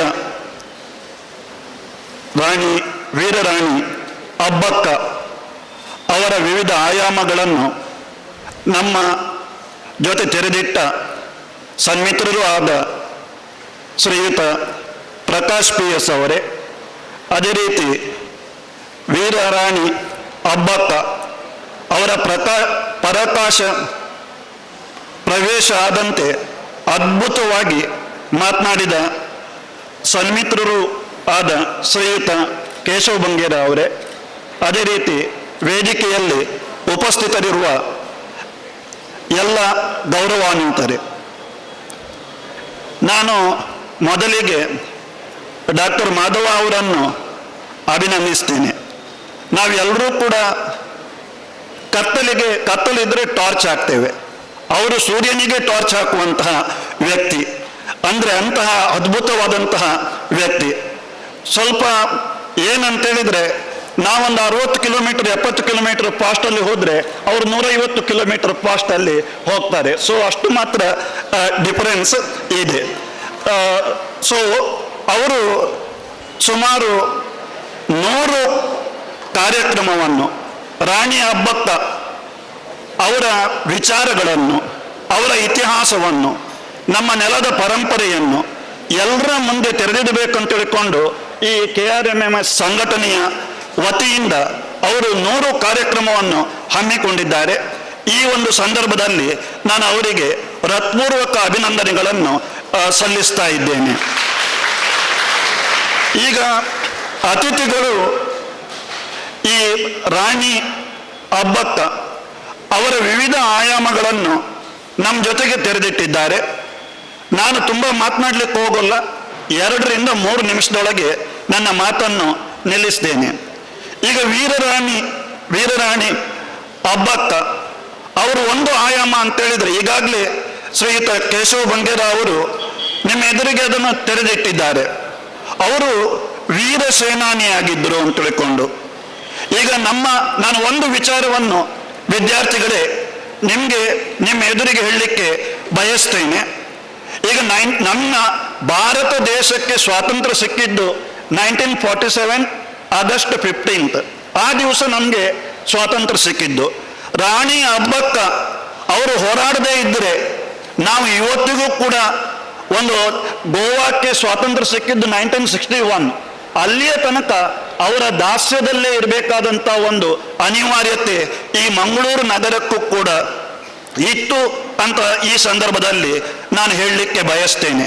ನಾವೆಲ್ಲ ಸ್ವತಂತ್ರರಾಗಿ ನಾವು ಬಹಳ ನಮ್ಮ ವಿಚಾರಗಳನ್ನು ನಿರ್ಭೀತಿಯಿಂದ ವ್ಯಕ್ತಪಡಿಸಬೇಕಾದ್ರೆ ಅವ್ರು ರಾಣಿ ಅಬ್ಬಕ್ಕ ಅವರು ನಮಗೆ ನೀಡಿದಂಥ ಕೊಡುಗೆ ಅಂತ ತಿಳ್ಕೊಂಡು ಈ ಸಂದರ್ಭದಲ್ಲಿ ಹೇಳಲಿಕ್ಕೆ ಬಯಸ್ತೇನೆ. ಅವರು ವೀರ ಸೇನಾನಿ. ಯಾಕಂತೇಳಿದರೆ ಅವರು ಬಹಳ ಕೆಚ್ಚದೆ ಕ್ಷಾತ್ರ ಧರ್ಮ ಅವರಲ್ಲಿ ಇತ್ತು. ಅವರು ಪೋರ್ಚುಗೀಸರು ಎಷ್ಟೇ ಶಕ್ತಿಶಾಲಿಗಳು ಆಗಿದ್ದರೂ ಕೂಡ ಅವರ ಜೊತೆಗೆ ಅವರ ವಿರುದ್ಧ ಹೋರಾಡುವಂತಹ ಒಂದು ಕ್ಷಾತ್ರ ಶಕ್ತಿ ರಾಣಿ ಅಬ್ಬಕ್ಕನವರಲ್ಲಿ ಇತ್ತು. ಹಾಗಾಗಿ ಅವರು ಓರ್ವ ವೀರ ಸೇನಾನಿ. ಎರಡನೇದಾಗಿ ಅವರು ರಾಜತಾಂತ್ರಿಕ ತಜ್ಞೆ, ಸ್ಟೇಟ್ಸ್ಮನ್ ಅಂತ ತಿಳ್ಕೊಂಡು ನಾವು ಕರೀತೇವೆ. ಅದನ್ನು ಕೂಡ ನಾವು ಇಲ್ಲಿ ಮನಗಾಣಬೇಕು. ಉದಾಹರಣೆಗೆ ಅರಬ್ ಹಾಗೂ ಕೋಝಿಕೋಡ್ನ ಜಮೋರಿನ್ ಈ ದೊರೆಗಳ ಜೊತೆಗೆ ಸಂಬಂಧವನ್ನು ಸ್ಥಾಪಿಸಿ ಅವ್ರು ಏನು ಮಾಡ್ತಾರೆ, ಈ ಪೋರ್ಚುಗೀಸರ ವಿರುದ್ಧ ಏಕಾಂಗಿಯಾಗಿ ಹೋರಾಡಲಿಕ್ಕೆ ಕಷ್ಟ ಆಗ್ತದೆ. ಆಗ ಅವರ ಸಹಾಯವನ್ನು ಬಯಸ್ತಾರೆ. ಅವರ ಸಹಾಯವನ್ನು ಬಯಸಿ ಅವ್ರು ಏನು ಮಾಡ್ತಾರೆ, ಅವರ ಪೋರ್ಚುಗೀಸರ ವಿರುದ್ಧ ಹೋರಾಡ್ತಾರೆ. ಮೂರನೇದಾಗಿ ಅವರ ಅರ್ಥಶಾಸ್ತ್ರಜ್ಞೆ, ಇಕಾನಮಿಸ್ಟ್, ಸಿವಾಸೇನ್ ಇಕಾನಮಿಸ್ಟ್. ಅದನ್ನು ಕೂಡ ನಾವು ಹೇಳಬೇಕು. ಯಾಕಂತೇಳಿದ್ರೆ ಈ ಕೃಷಿ ಈಗ ನಮ್ಮ ದಕ್ಷಿಣ ಕನ್ನಡ ನೆಲದಲ್ಲಿ ತೆಂಗು, ಅದೇ ರೀತಿಯಲ್ಲಿ ಕಂಗು, ಮಸಾಲ ಪದಾರ್ಥಗಳು ಆ ಸಂದರ್ಭದಲ್ಲಿ ಸಾಕಷ್ಟು ಪ್ರಮಾಣದಲ್ಲಿ ಇತ್ತು. ಅರಬ್ ದೇಶದಲ್ಲಿ ಅದಕ್ಕೆ ಸಾಕಷ್ಟು ಬೇಡಿಕೆ ಇತ್ತು. ಈ ಪೋರ್ಚುಗೀಸರಿಗೆ ಮೇಯ್ನ್ ಆಗಿ ಬೇಕಾದದ್ದು ನಮ್ಮ ದೇಶದ ಸಂಪತ್ತನ್ನು ಲೂಟಿ ಮಾಡುವುದು. ಅದು ಬ್ರಿಟಿಷರಾಗಿರ್ಬಹುದು, ಪೋರ್ಚುಗೀಸರಾಗಿರ್ಬಹುದು. ನಮ್ಮ ದೇಶವನ್ನು ಸಂಪತ್ತನ್ನು ಲೂಟಿ ಮಾಡುವುದರಲ್ಲಿಯೇ ಅವರಿಗೆ ವಿಶೇಷ ಆಸಕ್ತಿ ಇತ್ತು. ಹಾಗಾಗಿ ಅವರು ಅಂದರೆ ಪೋರ್ಚುಗೀಸರು ನಮ್ಮ ದೇಶದ ಸಂಪತ್ತನ್ನು ಲೂಟಿ ಮಾಡುವುದಕ್ಕೋಸ್ಕರ ಅವರು ಮಂಗಳೂರಿನ ಬಂದರನ್ನು ಉಪಯೋಗಿಸಲಿಕ್ಕೆ ಬಯಸಿದರು. ಅಂತಹ ಸಂದರ್ಭದಲ್ಲಿ ಅವರು ಏನು ಮಾಡಿದರು, ಇದರಲ್ಲಿ ಈ ವಿಶೇಷ ಮೌಲ್ಯ ಅಡಗಿದೆ. ಇದನ್ನು ನಾವು ಉಳಿಸಬೇಕು. ನಮ್ಮ ಜನರ ಒಳಿತಿಗಾಗಿ ಇದನ್ನು ಉಪಯೋಗಿಸಬೇಕಂತ ವಿಚಾರವನ್ನು ಅವರು ಮನಗಂಡರು. ಹಾಗಾಗಿ ಅವರೊಬ್ಬ ಅರ್ಥಶಾಸ್ತ್ರಜ್ಞೆ. ಅದೇ ರೀತಿ ಅವರು ಮೊದಲ ಸ್ವಾತಂತ್ರ್ಯ ಹೋರಾಟಗಾರ್ತಿ. ನಾವು ಹೇಳ್ತೇವೆ ಈ ಕಿತ್ತೂರು ಝಾನ್ಸಿ ರಾಣಿ ಲಕ್ಷ್ಮೀಬಾಯಿ ಅವರು ನಮ್ಮ ದೇಶದ ಮೊದಲ ಸ್ವಾತಂತ್ರ್ಯ ಸಂಗ್ರಾಮ 1857 ಅಂತ ತಿಳ್ಕೊಂಡು ಹೇಳ್ತೇವೆ. 1857 ಅಲ್ಲ, ಅದಕ್ಕಿಂತ 3 ಶತಮಾನಗಳ ಹಿಂದೆ ನಮ್ಮ ಸ್ವಾತಂತ್ರ್ಯದ ಕಾಳೆಯನ್ನು ಮೊಳಗಿಸಿದಂಥ ವ್ಯಕ್ತಿ ರಾಣಿ ಅಬ್ಬಕ್ಕ ಅಂತ ತಿಳ್ಕೊಂಡು ನಾನು ಹೇಳಲಿಕ್ಕೆ ಬಯಸ್ತೇನೆ. ಜೋರಾಗಿ ಚಪ್ಪಾಳೆಯನ್ನು ತಟ್ಟಿ. ಅದೇ ರೀತಿಯಲ್ಲಿ ರಾಣಿ ಅಬ್ಬಕ್ಕ ಅವರು ದಕ್ಷ ಆಡಳಿತಗಾರ್ತಿ ಆಗಿದ್ರು. ಎಲ್ಲರನ್ನು ಒಳಗೊಳ್ಳುವಂತಹ ಒಂದು ಮನೋಧರ್ಮ ಅವರಲ್ಲಿ ಇತ್ತು.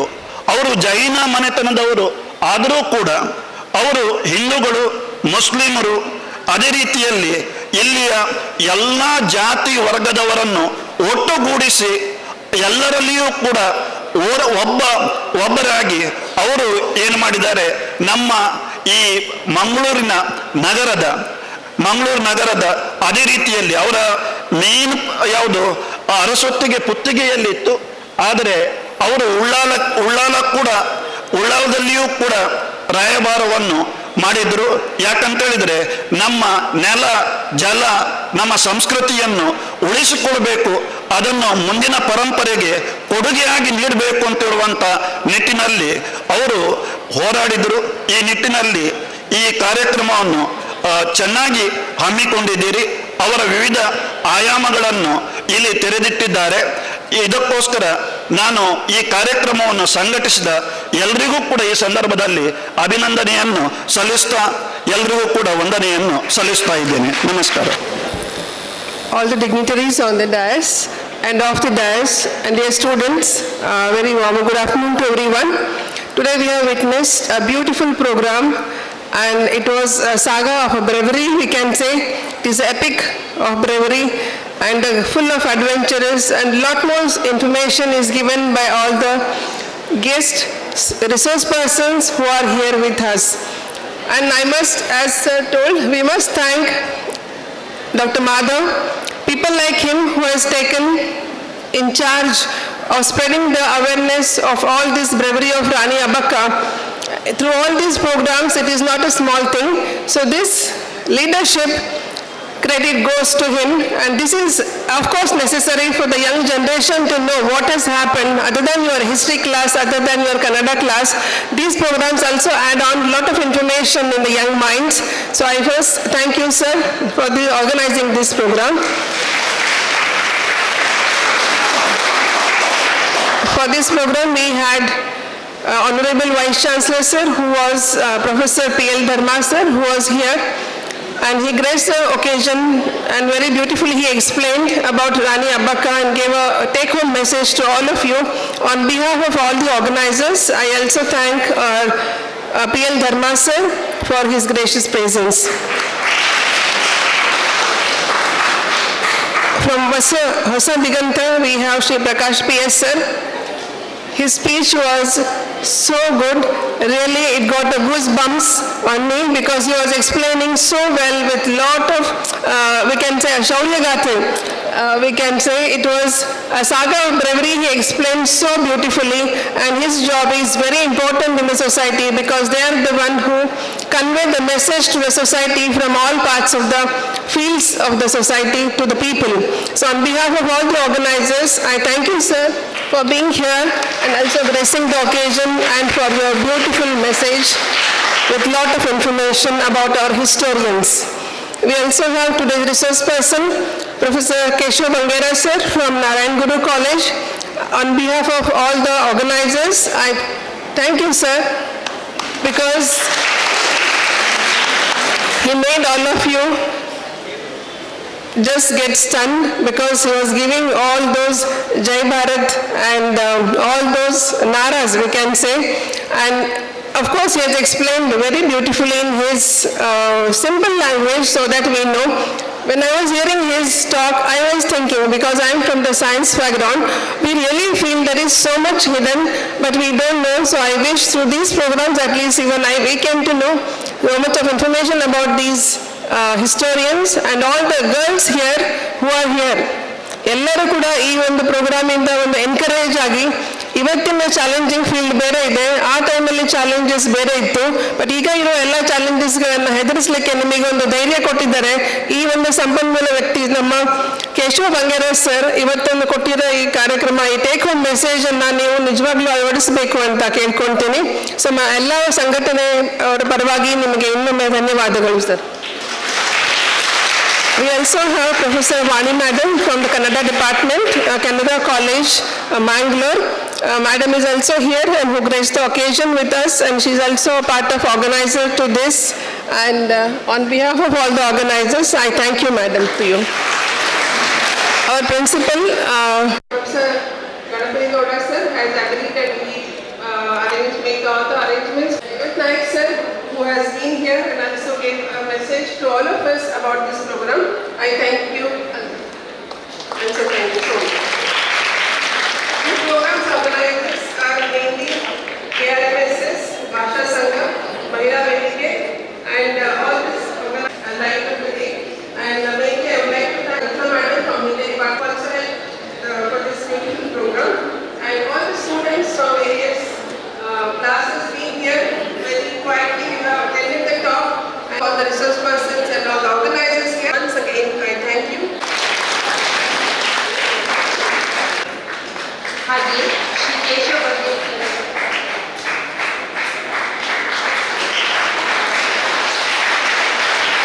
ಒಂದೇ ಮಾತರಂ ಗೀತೆ, ಅದ ನಂತರ ರಾಣಿ ಅಕ್ಕಪ್ಪರ ಜೀವನವನ್ನು ಹೇಗೆ ತಂತ್ರಜ್ಞಾನದ ಮೂಲಕ ನೋಡೋಣ.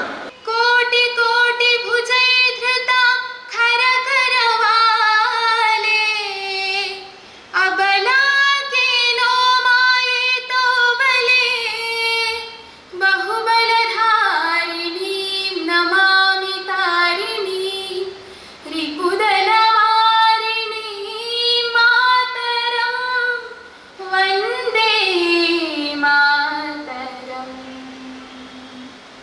ತುಮಿ ವಿದ್ಯಾ